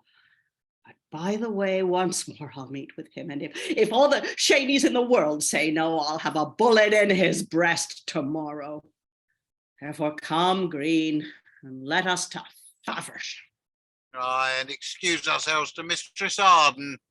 Oh, how she'll chafe when she hears of this. Why, I'll warrant you she'll think we dare not do it. Why, then let us go and tell her all the matter, and plot the news to cut him off tomorrow. See how the hours, the garden of heaven's gate, have by their toil removed the darksome clouds, that Sol may well discern the trampled pace wherein he wont to guide his golden car. The season fits. Come, Franklin, let's away. I thought you did pretend some special hunt that made you thus cut short the time of rest. It was no chase that made me rise so early, but as I told thee yesternight, to go to the Isle of Sheppey, there to dine with my Lord Cheyne, for so his honour late commanded me. Aye, such kind husbands seldom want excuses. Home is a wild cat to a wandering wit. The time hath been, would God it were not past, that honour's title nor a lord's command could once have drawn you from these arms of mine. But my deserts, or your desires, decay, or both. Yet, if true love may seem desert, I merit still to have thy company. Why, I pray you, sir, let her go along with us. I'm sure his honour will welcome her, and us the more for bringing her along. Content. Sirrah, saddle your mistress nag. No, begged favour merits little thanks. If I should go, our house would run away, or else be stolen, therefore I'll stay behind. Nay, see how mistaken you are. I pray thee go. No, not now. Then let me leave thee satisfied in this, that time nor place nor persons alter me, and that I hold thee dearer than my life. That will be seen by your quick return. And that shall be ere night, and if I live. Farewell, sweet Alice, we mind to sup with thee. Come, Michael, are our horses ready? Your horse are ready, but I am not ready, for I have lost my purse with 36 shillings in it, with taking up of my master's nag. Why, I pray you let us go before, while he stays behind to seek his purse. Go to, sirrah, see you follow us to the Isle of Sheppey to my Lord Cheyne's, where we mean to dine. So fair weather after you, for before you lies Black Will and Shakebag in the broom close, too close for you. They'll be your ferryman to your long home. But who's this? The painter, my co-rival, that would needs win Mistress Susan. How now, Michael? How doth my mistress, and all at home? Who? Susan Mosby. She's your mistress too. Aye, how doth she, and all the rest? All's well, but Susan, she's sick. Sick? Of what disease? Of a great fever. A fever? Of what? A great fever. A fever? God forbid. Yes, Faith, and of a lurden too, as big as yourself. Michael, the spleen prickles you. Go to. You carry an eye over Mistress Susan. Your Faith, to keep her from the painter. Why more from a painter than from a serving creature like yourself? Because you painters make but a painting table of a pretty wench and spoil her beauty with blotting. What mean you by that? Why, that you painters paint lambs in the lining of wenches' petticoats, and we serving men put horns to them to make them become sheep. Such another word will cost you a cuff or a knock. What, with a dagger made of a pencil? Faith, 'tis too weak, and therefore thou art too weak to win Susan. Would Susan's love lay upon this stroke?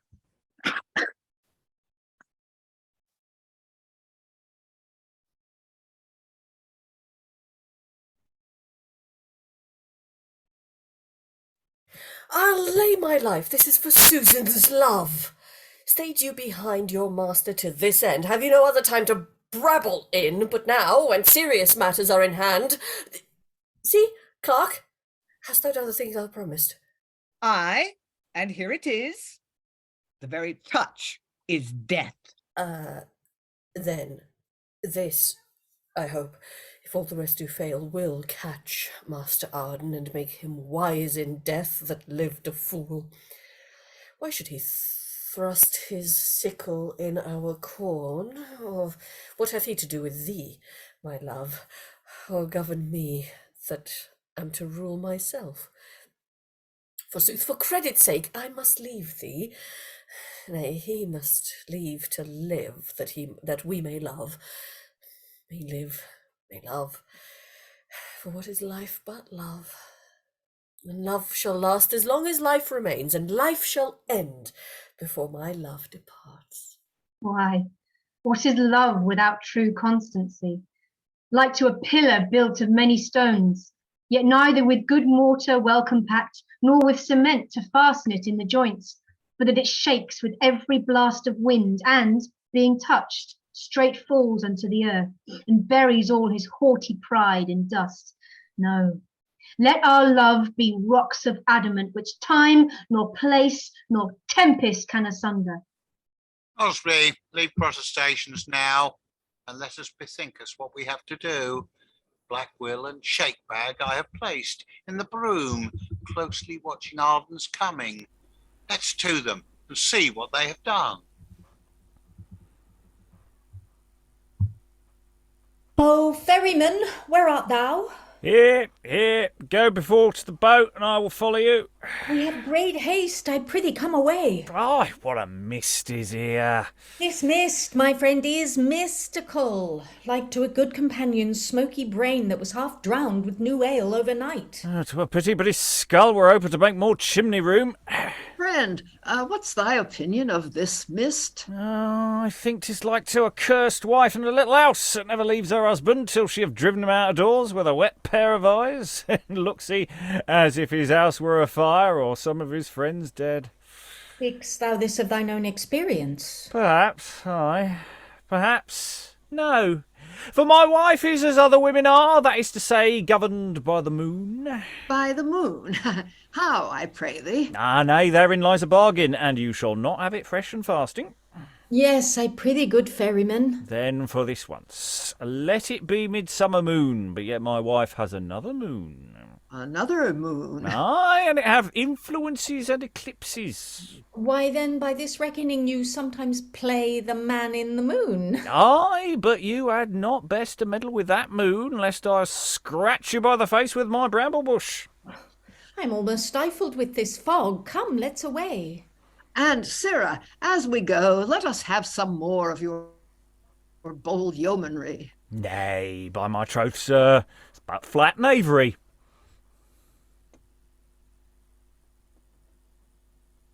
Oh, Will, where art thou? Here, Shakebag, almost in hell's mouth. I cannot see my way for smoke. I pray thee, speak still, that we may meet by the sound, for I shall fall into some ditch or other, unless my feet see better than my eyes. Didst thou ever see better weather to run away with another man's wife, or play with a wench at pot-finger? No, this were a fine world for chandlers, for if this weather would last, for then a man should never dine nor sup without candlelight. But, sirrah, Will, what horses are those that passed? Why didst thou hear any? Aye, that I did. All my life for thine 'twas Arden, and his companion, and all our labours lost. Nay, say not so. For if it be they may haply lose their way as we have done, and then we may chance meet with them.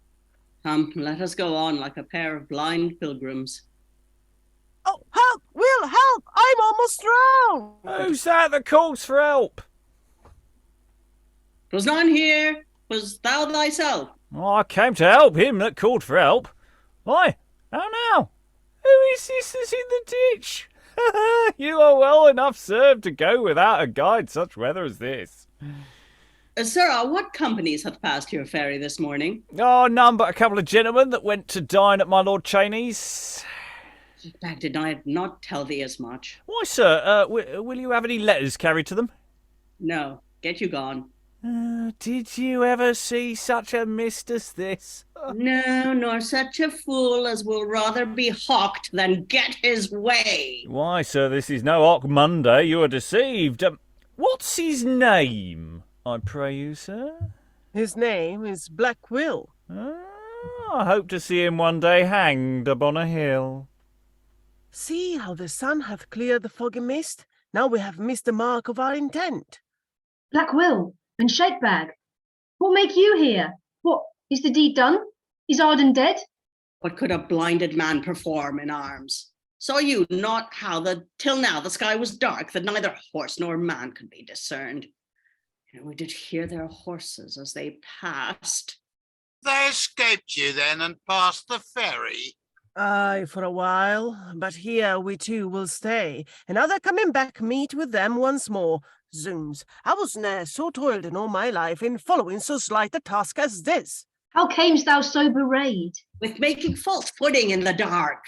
He needs would follow them without a guide. Here's to pay for a fire and good cheer.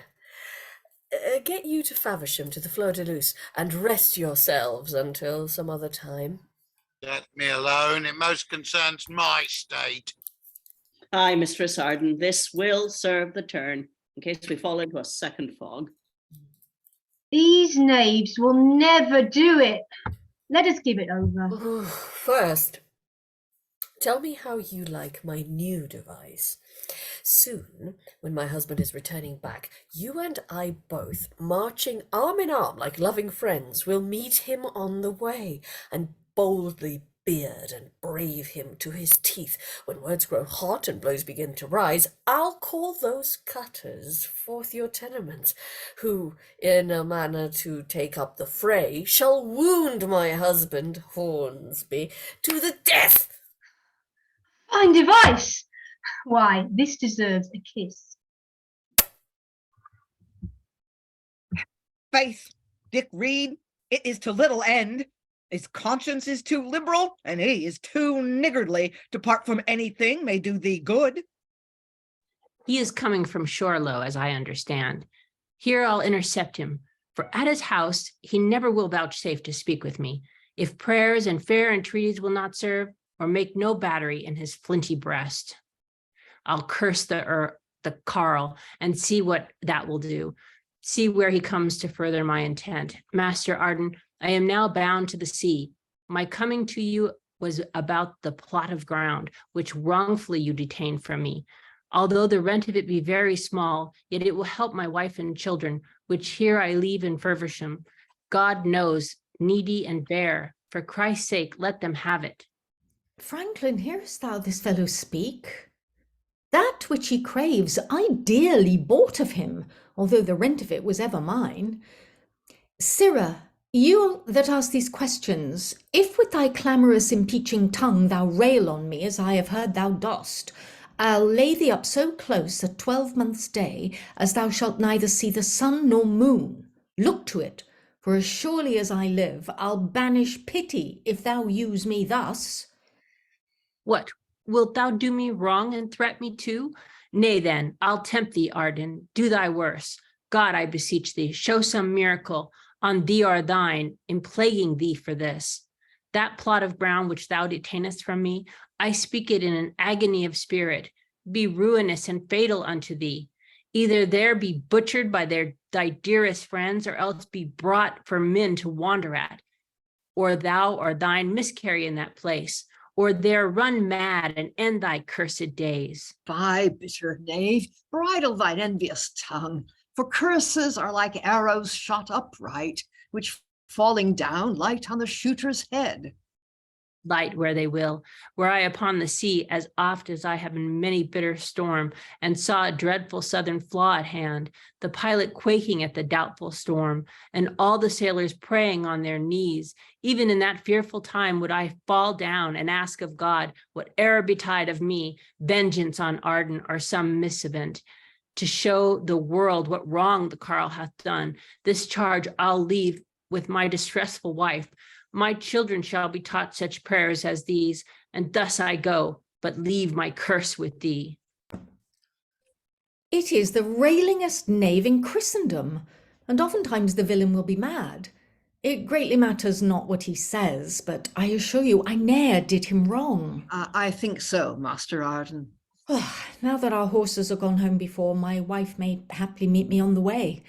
For God knows she has grown passing kind of late, and greatly changed from the old humour of her wonted frowardness, and seeks by fair means to redeem old faults. Happy the change that alters for the best.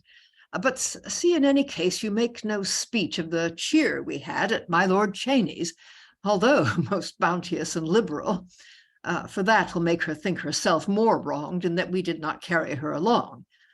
For sure she grieved that she was left behind.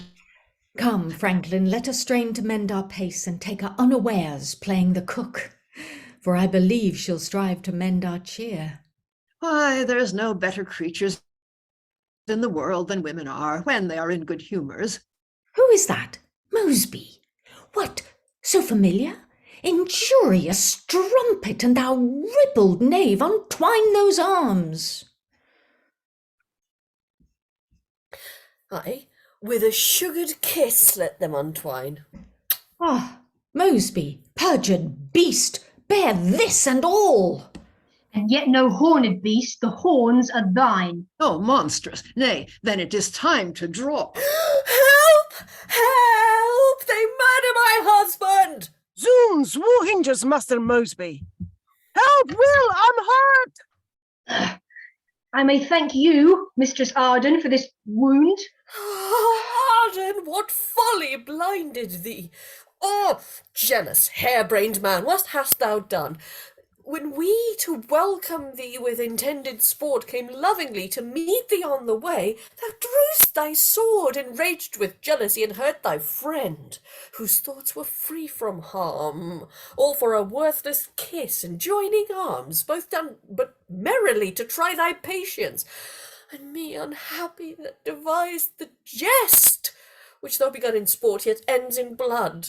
Marry, God defend me from such a jest. Didst thou not see us friendly smile on thee when we joined arms, and when I kissed his cheek? Hadst thou not lately found me overkind? Didst thou not hear me cry, they murder thee? Called I not help to set my husband free? No, ears and all were witched, and me accused, to link in liking with a frantic man. Henceforth I'll be thy slave, no more thy wife, for with that name I never shall content thee. If I be merry, thou straightways think'st me light. If sad, thou say'st the sullens trouble me. If well attired, thou think'st I will be gadding. If homely, I seem sluttish in thine eye.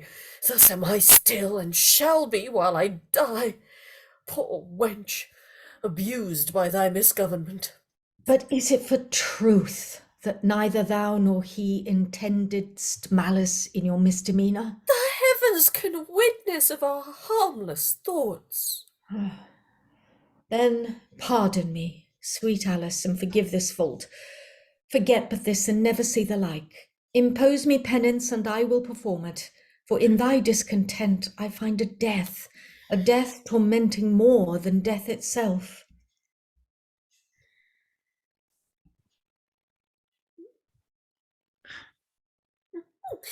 Nay, but hadst thou loved me as thou dost pretend, thou wouldst have marked the speeches of thy friend, who, going wounded from the place, he said his skin was pierced only through my device.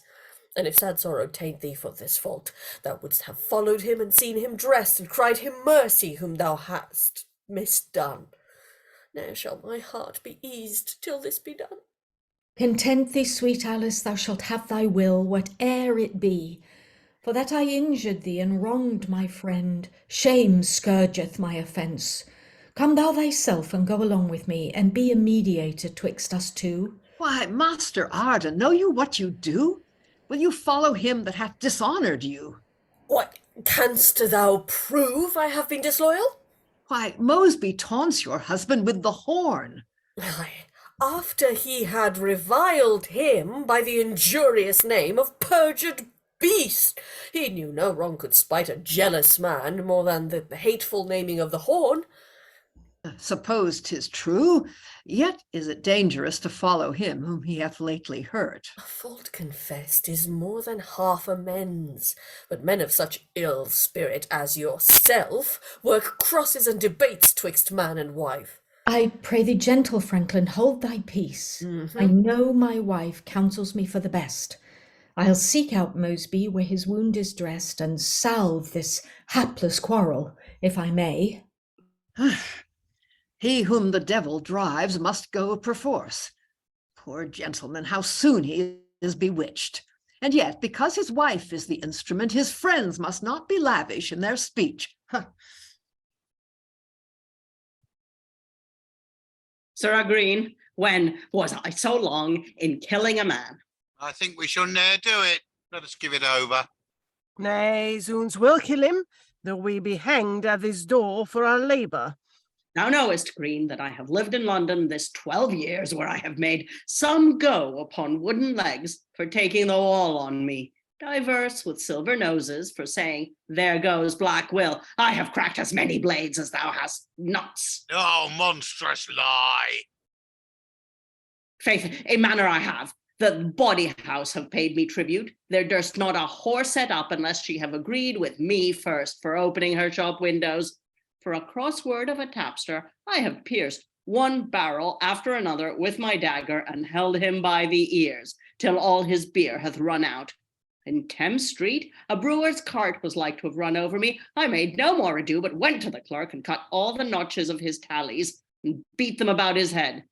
I and my company have taken the constable from his watch and carried him about the fields on a colt staff. I've broken a sergeant's head with his own mace and bailed whom I list with my sword and buckler. All the tenpenny alehouse men would stand every morning with a quart pot in their hand, saying, will it please your worship drink?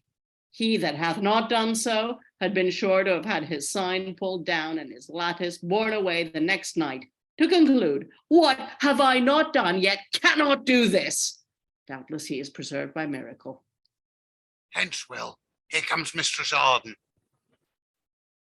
Ah, gentle Michael, art thou sure they're friends? Why, I saw them when they were both shook hands. When Mosby bled, he even wept for sorrow and railed on Franklin that was cause of all. No sooner came the surgeon in at doors, but my master took to his purse and gave him money. And to conclude, sent me to bring you word that Mosby, Franklin, Bradshaw, Adam Fowle, with divers of his neighbours and his friends, will come and sup with you at our house this night. Ah, gentle Michael, run thou back again, and when my husband walks into the fair, bid Mosby steal from him and come to me, and this night shalt thou and Susan be made sure. I'll go and tell him. And as thou goest, tell John, cook of our guests, and bid him lay it on, spare for no cost. Nay, and there be such cheer, we will bid ourselves. Mistress Arden, Dick Greene and I do mean to sup with you. And welcome shall you be. Ah, gentlemen, how missed you of your purpose yesternight? 'Twas long of Shakebag, that unlucky villain. Oh, thou dost me wrong. I did as much as any. Nay then, Mistress Arden, I'll tell you how it was. When he should have locked with both his hilts, he, in a bravery, flourished over his head. With that comes Franklin at him lustily and hurts the slave. With that, he slinks away. Now, his way had been to have come hand and feet, 1 and 2 round, at his costard. He, like a fool, bears his sword point 1/2 a yard out of danger. I lie here for my life. If the devil come, and he have no more strength than I have fence, he shall never beat me from this ward. I'll stand to it. A buckler in a skillful hand is as good as a castle. Nay, it is better than a sconce, for I've tried it. Mosby, perceiving this, began to faint. With that comes Arden with his arming sword and thrust him through the shoulder in a trice.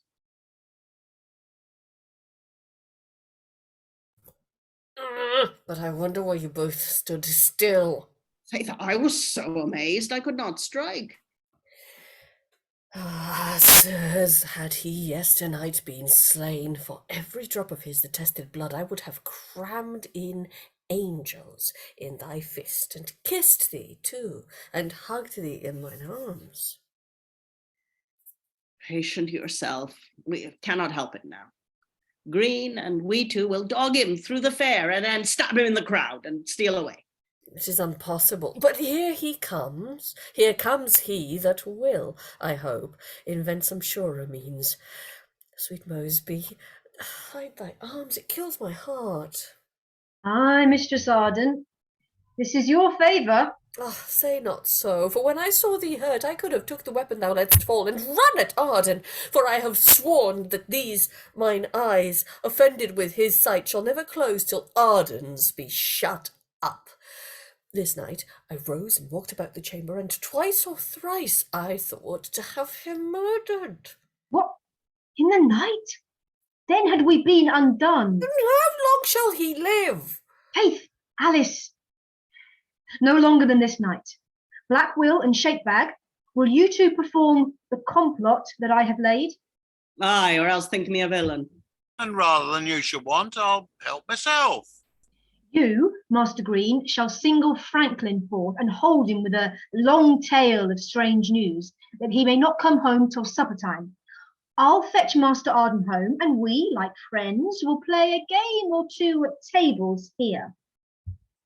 What of all this? How shall he be slain? Why, Black Will and Shakebag, locked within the counting house, shall, at a certain watchword given, rush forth. But what shall the watchword be? Now I take you. That shall be the word, but come not forth before in any case. I warrant you. But who shall lock me in? That will I do. Thou'st keep the key thyself. Come, Master Greene, you go along with me. See all things ready, Alice, against we come. Take you no care for that. Send you him home. And if he e'er go forth again, blame me. Come, Black Will, that in mine eyes are fair. Next unto Mosby do I honour thee. Instead of fair words and large promises, my hands shall play you golden harmony. How like you this? Say, will you do it, sir? Aye, and that bravely too. Mark my device. Place Mosby, being a stranger, in a chair, and let your husband sit upon a stool, that I may come behind him cunningly, and with a towel pull him to the ground, then stab him till his flesh be as a sieve.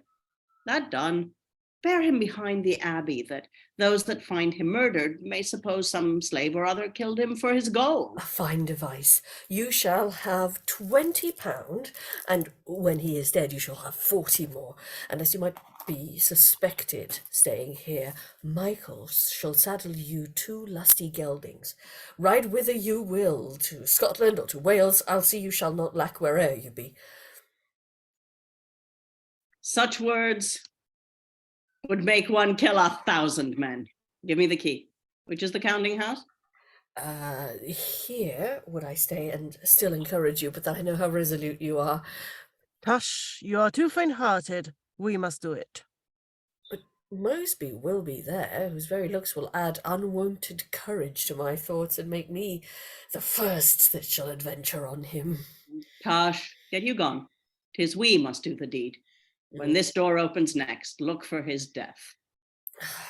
Would he now were here that it might open, I shall no more be closed in Arden's arms, that, like the snakes of black Tisiphone, sting me with their embracings. Mosby's arms shall compass me, and were I made a star, I would have none other spheres but those. There is no nectar but in Mosby's lips. Had chaste Diana kissed him, she, like me, would grow love-sick, and from her watery bower fling down Endymion and snatch him up. Then blame not me that slay a silly man, not half so lovely as Endymion. Mistress, my master's coming hard by. Who comes with him?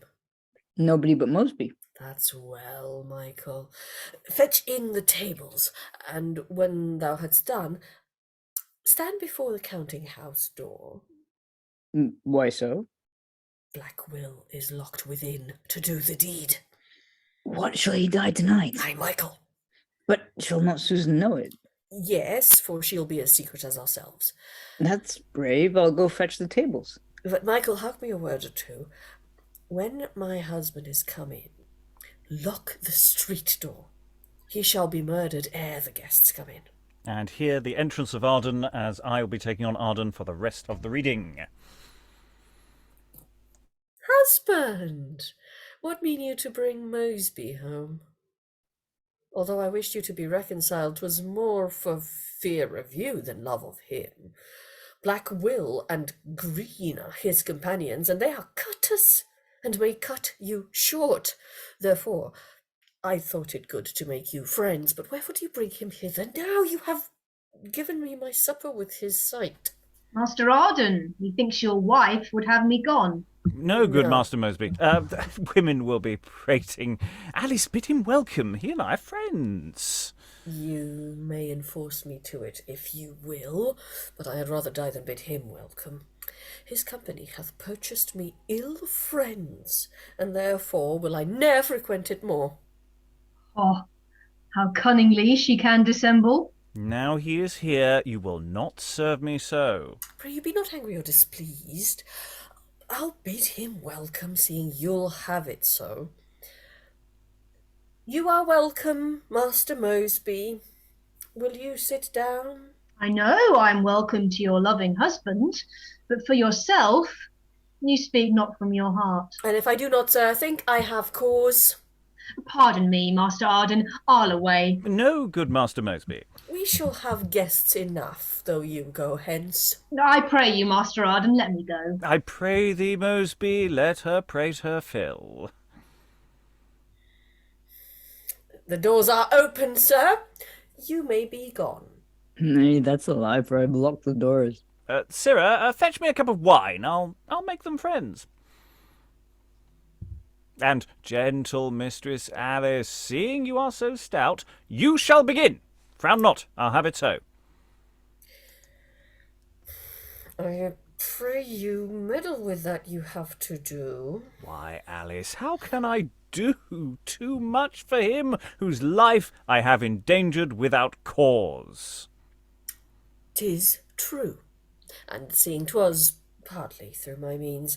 I am content to drink to him for this once.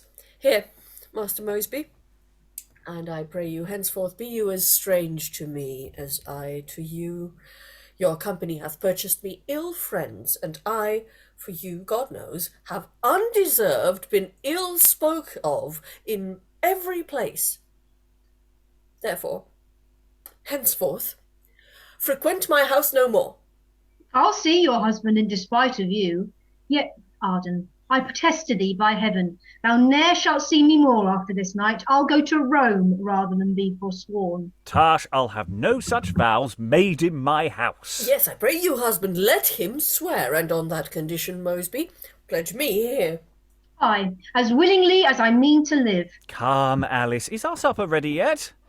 It will be by then you have played again at tables. Ah, come, Master Mosby. What shall we play for? 3 games for a French crown, sir, and please you. Content. Can he not take him yet? What spite is that? Not yet will take heed, he see thee not. Fear he'll spy me as I am coming. Prevent that creep betwixt my legs. 1 ace, or else I lose the game. Marry, sir, there's 2 for failing.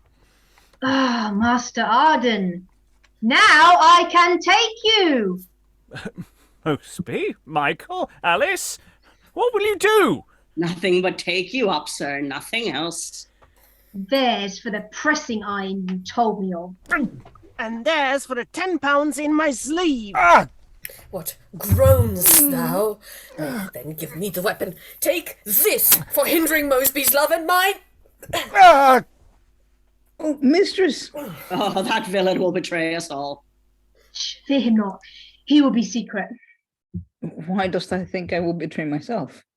In Southwark dwells a bonny northern lass, the widow Chambly. I'll to her house now, and if she will not give me harbour, I'll make booty of the queen, even to her smock. Shift for yourselves. We too will leave you now. First, lay the body in the counting house. We have our gold. Mistress Alice, adieu. Mosby, farewell, and Michael, farewell too. Mistress, the guests are at the door. Hearken, they knock. What shall I let them in? Mosby, go you and bear them company. And Susan, fetch water and wash away this blood. The blood cleaveth to the ground, it will not out. And with my nails I'll scrape away the blood. The more I strive, the more the blood appears. What's the reason, mistress? Can you tell? Because I blush not at my husband's death. Oh, now, what's the matter? Is all well? Aye, well, if Arden were alive again. In vain we strive, for here his blood remains. Strew rushes on it, can you not? This wench doth nothing. Fall unto the work. It was thou that made me murder him. That. Nay, nothing, Mosby, so it be not known. Keep thou it close, and 'tis impossible. But I cannot. Was he not slain by me? My husband's death torments me at the heart. It shall not long torment thee, gentle Alice. I and my husband, think no more of him. How now, Mistress Arden? What ail you weep? Because her husband is abroad so late. A couple of ruffians threatened him yesternight, and she, poor soul, is afraid he should be hurt. Ah, there's nothing else. Tush, he'll be here anon. Now, Mistress Arden, lack you any guests? Ah, Master Greene, did you see my husband lately? I saw him walking behind the abbey even now. I do not like this being out so late. Master Franklin, where did you leave my husband? Believe me, I saw him not since morning. Fear you not, he'll come anon. Meantime, you may do well to bid his guests sit down. Aye, so they shall. Master Bradshaw, sit you there. I pray you be content, I'll have my will. Master Mosby, sit you in my husband's seat.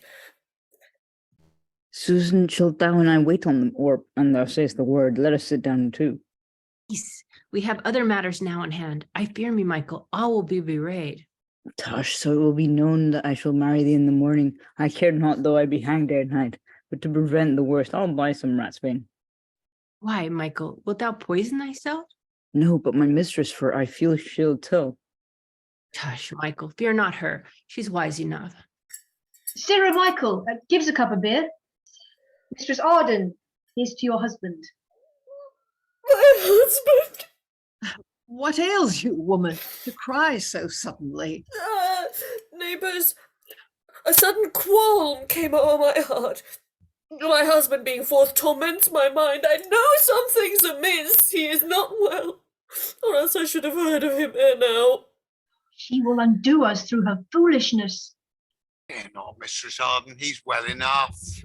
Tell not me. I know he is not well. He was not wont for to stay thus late. Good Master Franklin, go and seek him forth, and if you find him, send him home to me, and tell him what a fear he hath put me in. I like not this. I pray God all be well. I'll seek him out and find him if I can.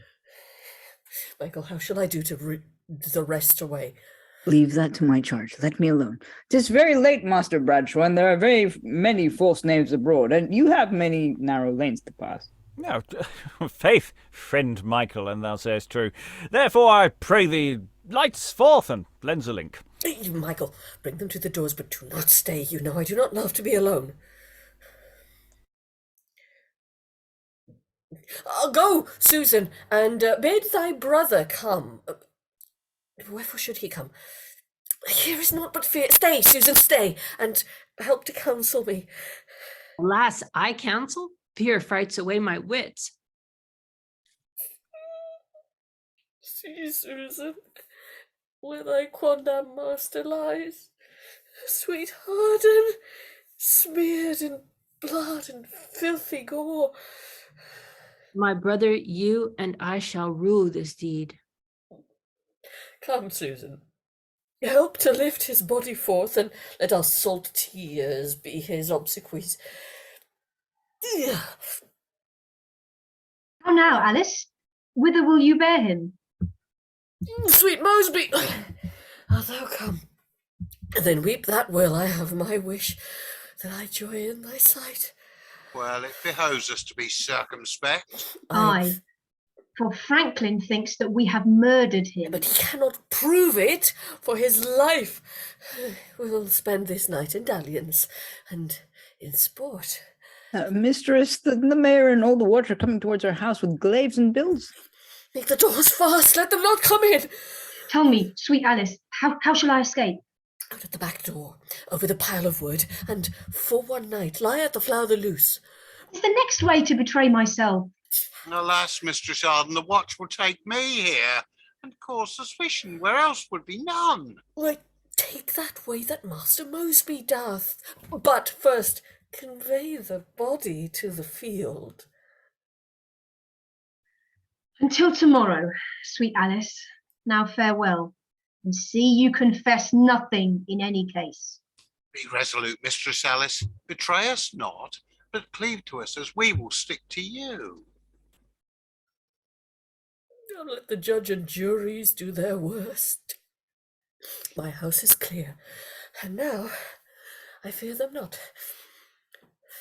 As we went, it snowed all the way, which makes me fear our footsteps will be spied.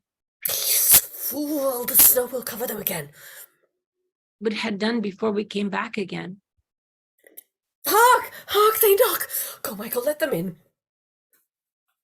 How now? Master Mayor, have you brought my husband home? I saw him come into your house an hour ago. You are deceived. It was a Londoner.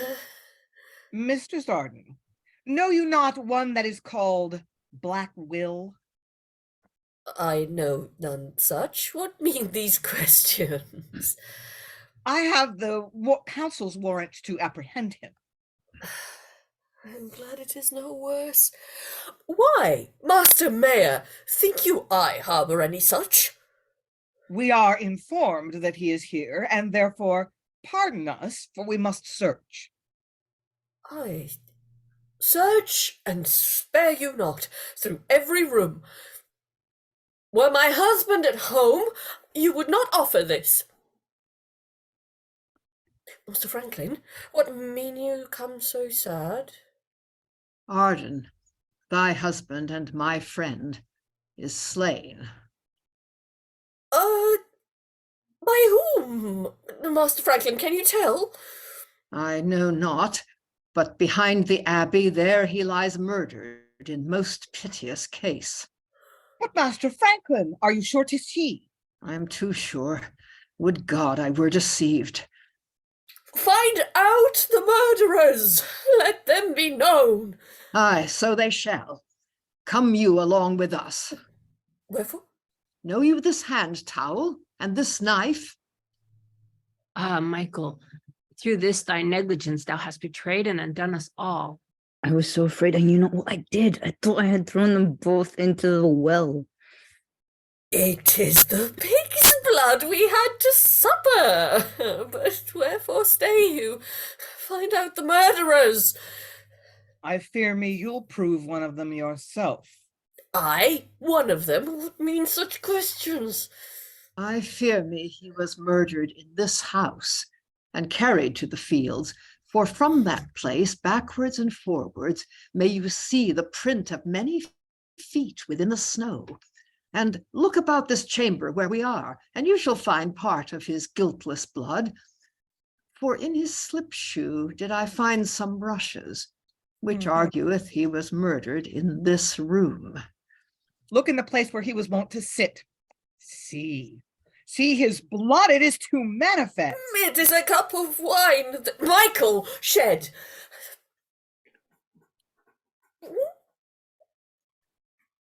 It is his blood, which, strumpet, thou hast shed.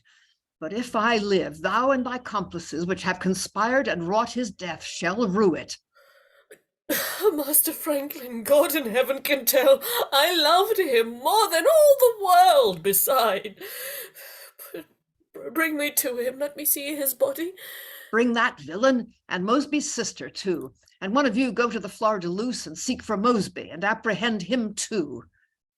The widow Chimbley in her husband's days I kept, and now he's dead, she's grown so stout she will not know her old companions. I came thither, thinking to have had harbour, as I was wont, and she was ready to thrust me out at doors. But whether she would or no, I got me up, and as she followed me, I spurned her down the stairs and broke her neck and cut her topster's throat, and now I'm going to fling them in the Thames. I have the gold. What care I though it be known? I'll cross the water and take sanctuary. See, Mistress Arden, where your husband lies. Confess this foul fault and be penitent. Arden, sweet husband, what shall I say? The more I sound his name, the more he bleeds.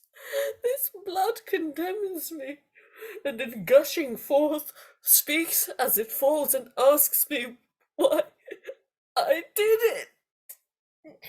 Forgive me, Arden, I repent me now, and would my death save thine, thou shouldst not die. Rise up, sweet Arden, and enjoy thy love, and frown not on me when we meet in heaven. In heaven I'll love thee, though on earth I did not. Say, Mosby, what made thee murder him? Study not for an answer, look not down. His purse and girdle found at thy bed's head witness sufficiently thou didst the deed. It bootless is to swear thou didst it not. I hired Black Will and Shakebag, ruffians both, and they and I have done this murderous deed. But wherefore stay we? Come and bear me hence. Those ruffians shall not escape. I will up to London and get the council's warrant to apprehend them. Shakebag, I hear, has taken sanctuary, but I am so pursued with hues and cries for petty robberies that I have done, that I can come unto no sanctuary. Therefore must I in some oyster boat at last be fain to go on board. some hoy, and so to Flushing. There's no staying here. At Sittenburg, the watch was like to take me, and had I not with my buckler covered my head and run full blank at all adventures, I'm sure I had never gone farther than that place. For the constable had 20 warrants to apprehend me. Besides that, I robbed him and his man once at Gad's Hill. Farewell, England. I'll to Flushing now. Come, make haste, and bring away the prisoners. Mistress Arden, you are now going to God, and I am by the law condemned to die about a letter I brought from Master Greene. I pray you, Mistress Arden, speak the truth. Was I ever privy to your intent or no? Should I say, you brought me such a letter, but I dare swear thou knewest not the contents. Leave now to trouble me with worldly things, and let me meditate upon my Saviour Christ, whose blood must save me for the blood I shed. How long shall I live in this hell of grief? Convey me from the presence of that strumpet. But for thee, I had never been a strumpet. What cannot oaths and protestations do when men have opportunity to woo? I was too young to sound thy villainies, but now I find it and repent. Too late. Ah, gentle brother, wherefore should I die? I knew not of it till the deed was done. For thee, I mourn more than for myself. But let it suffice. I cannot save thee now. And if your brother and my mistress had not promised me you in marriage, I'd never given consent to this foul deed.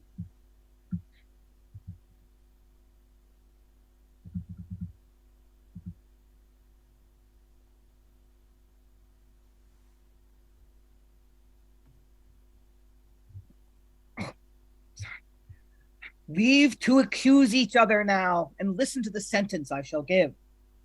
Bear Mosby and his sister to London, straight, where they in Smithfield shall be executed. Bear Mistress Arden unto Canterbury, where her sentence is she must be burnt. Michael and Bradshaw in Faversham must suffer death. Let my death make amends for all my sins. Fie upon women, this shall be my song. But bear me hence, for I have lived too long. Being no hope on earth, in heaven is my hope. Faith, I care not, seeing I die with Susan. My blood be on his head that gave the sentence. To speedy execution with them all. Thus have you seen the truth of Arden's death. As for the ruffians, Shakebag and Black Will, the one took sanctuary, and being sent for out, was murdered in Southwark as he passed to Greenwich, where the Lord Protector lay. Black Will was burned in Flushing on a stage. Greene was hanged at Osbridge in Kent. The painter fled, and how he died we know not. But this above the rest is to be noted. Arden lay murdered in that plot of ground which he by force and violence held from Reede. And in the grass his body's print was seen 2 years and more after the deed was done. Gentlemen, we hope you'll pardon this naked tragedy, wherein no filed points are foisted in to make it gracious to the ear or eye. For simple truth is gracious enough, and needs no other points of glozing stuff. And thus closes Arden of Faversham. Well done, everyone. Yes, we managed to keep the pace going reasonably well. And normally at the end of this, I say they all lived happily ever after, but literally have pretty good. Very few people survive this play, actually. They all get pretty. It's a pretty vicious set of sentences, and of course, this is based on a true story. So these are the sentences that they did indeed get, by and large.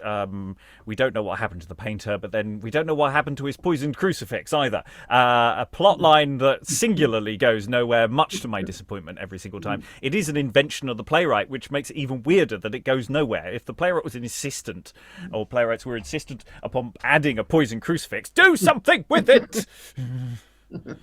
It's the bit of the play that I'm sort of going, yeah, that gets quietly trimmed and adjusted, which we've discussed at great length in Killing Arden on the podcast. So yeah, thoughts about this as action, as flow. It was nice to get a better sense of the performances now that there's a through line and that there is a chance to sort of dig in, as most people here have had one character to play with throughout. A few people have had, like me and Lynn and Kyle, have sort of danced around a lot. But everybody else, I think, has just only had the one. So yeah, it's quite nice not to be constantly doubling and changing hats, I'm sure, for some of you. So yeah, thoughts in the room about, shall we talk character arcs? Sadly, we can't talk to Arden. Arden had to nip out. But Alexandra, you were Alice. How did you find Alice? Well, it's terribly frustrating that Arden nipped out just before he got murdered. I mean, that's just not fair. He got away in the end. I like you. I am fascinated by Chekhov's crucifix, and I'm just so frustrated that it doesn't get used. I think it's really interesting that we do get. I mean, there's lots of opportunities of layers, and also for people to be not changing their mind necessarily, but realistic, I think, considering and reconsidering of consequences. And I like that it's not just Alice that does it. You know, the Michael has not a change of heart, but a sort of, hang on a second, if they come in and murder him, they're also going to murder me to get rid of witnesses. Holy crap. He's seen early modern drama before. Yeah. It's like they have, some of these people have an understanding of genre. They're just in the wrong genre as opposed to what they think they're in. And yeah, it's so much fun. It's terrible, but it's so much fun. And one thing that I just want to add on video, because it's in the chat, we've been talking about, like, how do you do the violent stuff, and how it would be very interesting to allow the violence to seem like it's going to be serious and then be fun for an audience, so that as an audience you're going, this is great, this is hilarious, this is a cartoon, and then at the end it's not. Yeah, I think there's something in this opportunity to have fun as the performers and also as the audience, and then to subvert that's really great about this play. Yes, Lynn, muted at present. The Clarke. As fun as that is, it's one of these things is not like the others in more ways than one. I mean, it's not just that it doesn't go anywhere. It's that, particularly for us now, when our understanding of the physical world is different than it was 400 years ago, the ways that they talk about killing him are all realistic, except for the poison painting or the poison crucifix. That's early modern fantasy, and so it doesn't fit for us in that way as well, is that everything else is fairly realistic, and that's not. So it really seems really shell. So yes, I mean, the thing is, in the original source, there is a painter. The painter supplies the poison for that initial poisoning plot, and then basically they're not really fundamentally involved. So it does feel very excisable. You can still keep the character and keep an element of the arc, but he again comes on and gives Michael breaks Michael's head for no readily apparent reason as well. And we've discussed this elsewhere. So these little details. Sorry, back to Lynn. Yeah, and then on the question of arc, I'm not sure arc is even the right metaphor, because the characters' journeys are so uneven. You know, it's one step up and two steps back. I'm so passionately in love with this person. No, we're gonna break up. Well, you can't break up with me. I'm breaking up with you. No, let's not break up. We can't live without each other. I'm not gonna do it. So that's what makes this one of the things that makes this play so interesting, is that the characters don't develop linearly. They were really sort of all over the place, and there's something actually really very human about that. They're very consistent in their inconsistency. I think there's something really nice about the way that the pressures they're under, that it keeps forcing, and actually the nature of Alice's and Mosby's relationship is based on betrayal. So can they ever really trust each other in a genuine way? So, and the fact that they're constantly lying to each other, even though they also do feel for each other and are obviously passionate for each other, but also really, really don't trust each other for good reason. Kyle. Yeah, I thought it seemed so realistic, like, as you were saying, especially like the chances that Alice has to change her mind and her repenting and then she doesn't. It seems just so like they're lying to themselves too. Like they want to kill them. It's just awful and real.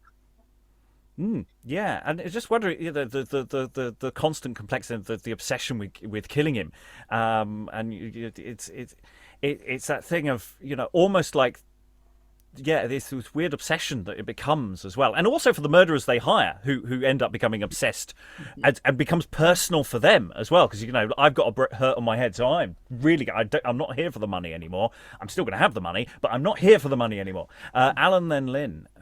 I must admit, I find it very difficult to take Shakebag and Will seriously, other than as a pair of totally incompetent comedy villains. I keep seeing them as the brokers men from Panto. You know, they basically trip over their own shoelaces every time they turn round. But are they incompetent? I mean, this is a serious question. They're unlucky. I don't know if they're genuinely incompetent. I mean, I could go with when they fall into the water. That's incompetent. But I think the earlier ones, they're just unlucky, aren't they? It was foggy. Yeah. But as I say, I just think they're unlucky. I don't know that they're you know, but maybe there is the Peter principle. You know, they're very good at robbing and thieving. They're trying to step up to murder, and it turns out actually they're not very good. That's above their pay grade. Lynn. Yeah, it is. You know, I've often referred to this as the Three Stooges do murder. It's like, yeah, but I love Shakebag and Black Will. There's sort of the dark comedy. I'm not usually a fan of dark comedy, but this really appeals to me. But going back in the conversation about the characters and about the murder and the relationships, I mean, one of the things that's really interesting about this text to me is that any way you slice it, the situation that these people find themselves in is unsustainable. The marriage is a failure. Historically, I think Arden was a colleague and friend of his wife's father, and a generation older than she, more than 20 years. She was like 16 and he was like 42 or something. So that's kind of a bit to overcome. You know, and it was an arranged marriage. I mean, it's failed. The marriage has failed. It's like they're going to be miserable together anyway. And, you know, so she's desperately looking for a way out, but the only way out in this culture is not a good choice. So I find the sort of untenableness of the whole situation really dramatically fruitful. Lois. Yeah, I'm not sure if it is untenable. I mean, she says at one point that she adored Arden until Mosby came along. You know, it's quite possible. It depends on whether you see this thing as about a grand passion, you know, which destroys everything in its wake, or whether it was inevitably going to happen anyway because she was married to someone 20 years older, and you know, there was no love to begin with. But you know, it's sort of like some of these other marriages and adulteries that it always seems to be somebody comes along at a certain moment and everything goes. But I think the play takes some. Sorry, back to Lynn, then Alexandra. The play takes some pains to, I mean, not exactly tell us that Arden deserved it, but he's kind of a shitty human being. It's even in the little epilogue there. It's like he was holding land that didn't be. He's a miser. He's greedy. He's avaricious. So I mean, I think maybe when they first married, when he was on his good behavior, she liked him and she married well enough. But then his true colors came out, and so he's not a good person. he's very insistent on things. You know, it's very much about breakfast. Where's my breakfast? Where's and the way he and Franklin bait Mosby at the beginning as well. You know, there's a sort of class thing going on there as well that's quite unpleasant. Of course, not enough to say we should kill him, but it is one of those things the playwrights do. It's from the source material as well to a degree. It sort of mentions it in passing towards the end. It is one of those complicating factors that plays with the audience response quite nicely. Alexandra. Yeah, I agree with that, and I think it's much more interesting if you don't make him a sympathetic or unsympathetic victim. You just make him a complete person, so that as an audience we sort of go, yeah, he does. Wait, no, he doesn't. Yes, he does. No, he doesn't. While they're trying to kill him, so that you're sort of supporting and not supporting both sides, which makes it much more interesting, both parties, as it were. I was also going to say on the subject of character development that it's so great how we see those internal conflicts and those external conflicts. Like I didn't think it was in any way sort of superfluous when we saw that scene with the Clarke and Michael meeting and having a scuffle over Susan. I thought that was really nice to sort of reinforce all these people are heroes of a different story, and they have very fully constructed motivations that are not just about, let's kill this one guy because his wife says so, which makes them not flat, and I'd love that. And also what makes the characters not be flat is how changed they are by having done this thing that they'd been trying to do the entire time. They achieve it, and then their worlds shatter. Both in the case of Alice and everybody else who's contributed to the murder or is discovering it and so on. Which again is really fascinating because you get instant character development. Yes, So because cool. I mean that is sort of the lens we haven't as of yet properly passed Arden with yet, is that or any of the characters yet, the play overall, is actually through the question of character arc and where we place people.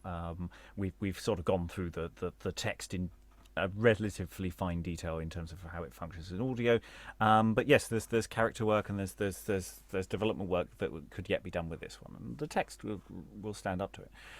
Other thoughts before I close the session, Lois? Well, I assume that a lot of the difficulty in following Arden's character has to do with the whole attitude to the dissolution of the monasteries, abbey lands, and who got them. And I would imagine that the audience would have had divided views on this, that some people would have thought, great, get rid of all these corrupt institutions, and of course everybody should be able to get hold of land, and others would have thought this whole thing is sacrilege, and they all deserve what they get for taking it. So to that extent it's dubious. I mean, it seems to me that Arden and Franklin most of the time come across as typical sort of gentry, rude to everybody below them, unless like the ferryman, they're kind of comic characters, in which case they're actually quite nice to him. I mean, they think he's fun and they want to hear more from him. I like the way that their behavior toward him contrasts with that of Blackwill and Shakebag, who don't find him funny at all and just want him to shut up and get on with it. Yes, and I have to say, having played the ferryman this time, I actually quite liked the ferryman this time. And I mean, he says some pretty, rubbish things, but he's a ferryman, so saying rubbish thing is sort of what, the average taxi driver does. Whereas when we first, on the last times we were looking at it, I sort of find him quite tedious. But I mean, I'm sure you may have found it tedious because, but I don't know. The lines seem to land a bit better. Saying them, so maybe. But then, I say, hubris there, I don't know. Alan? Yeah, I must admit, I felt in some ways the ferryman was almost an excuse for someone to do their comedy shtick. Well, he's structurally important. He's there to say they've missed the ferry, but also he's there to be suspicious. that was something I definitely picked up towards the end of. And so, who are you, and what are you doing, and why are you asking after? There's just a little hint there of, and it's slightly weird they give the correct name. I was sort of thinking, if you're going to be in the middle of trying to murder someone, don't start telling everyone who you are, especially when the law is in theory after you as well, which by this point the law kind of is, because that's one of the reasons the house gets searched later on, because they think Will's there, which is what in part leads to the downfall of everything. They've hired the wrong people. They've hired wanted criminals. This is, hire some unwanted criminals. Alan. Yeah, but that's just back to the incompetence of the two villains. Well, villains are, villains. They ain't overbright. I'd say I don't necessarily think they're stupid. It's that they are passionate. That's not to say they're not comic, but I don't think they're necessarily stupid. I think there is a difference. Lois and Valentina. Valentina having been one of them, so that we'll be able to give a better appreciation of that. Lois. I mean, a lot depends on how much you believe anything they say about their horrible pasts. I mean, they appear, both of them, to have done really vile things. And if you believed all that, there's nothing funny about them. But on the other hand, if you don't believe it, if they're just swaggering, it's kind of like that bit in The Jew of Malta, where, Barabbas and Ithamore each tell each other about what terrible things they've done for years. You remember, and it sort of finishes up with Barabbas saying, "And tell me now, how hast thou spent thy time?" It's which tends to come across as pretty funny. But really, right at the end, I forget which of them it is, it has that soliloquy about how, he's gone to take shelter with this woman who wouldn't turn him in, so he threw her down the stairs, broke her neck, and threw her in the water. I mean, that appears to be true. So, I mean, they're really pretty horrible people.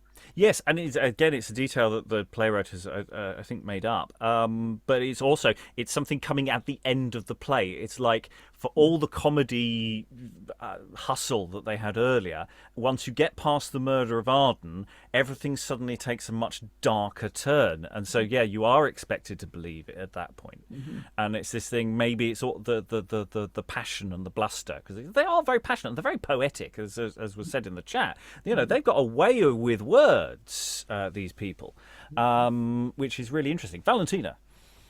I was similarly in two minds about how to play Shakebag, because I was just like, do I play for laughs or do I play straight? But I think, like, if you make them too incompetent, then you expect things to go wrong. While if you make them like scary looking and to the point, then when everything just kind of goes a little bit pear-shaped, it's just like it's more of a character challenge for them and for the actors playing it, I think. That and for the audience, it's more surprising when suddenly a window's open and one of them gets whacked on the head and they can't do anything, and they keep and it's just getting more and more frustrating as you go along. But returning to that line when because I had the same thing, but with that line, it's why am I saying his right name? But I thought maybe it was a threat. Well, that's as in you don't want to mess with us, or don't want to mess with him.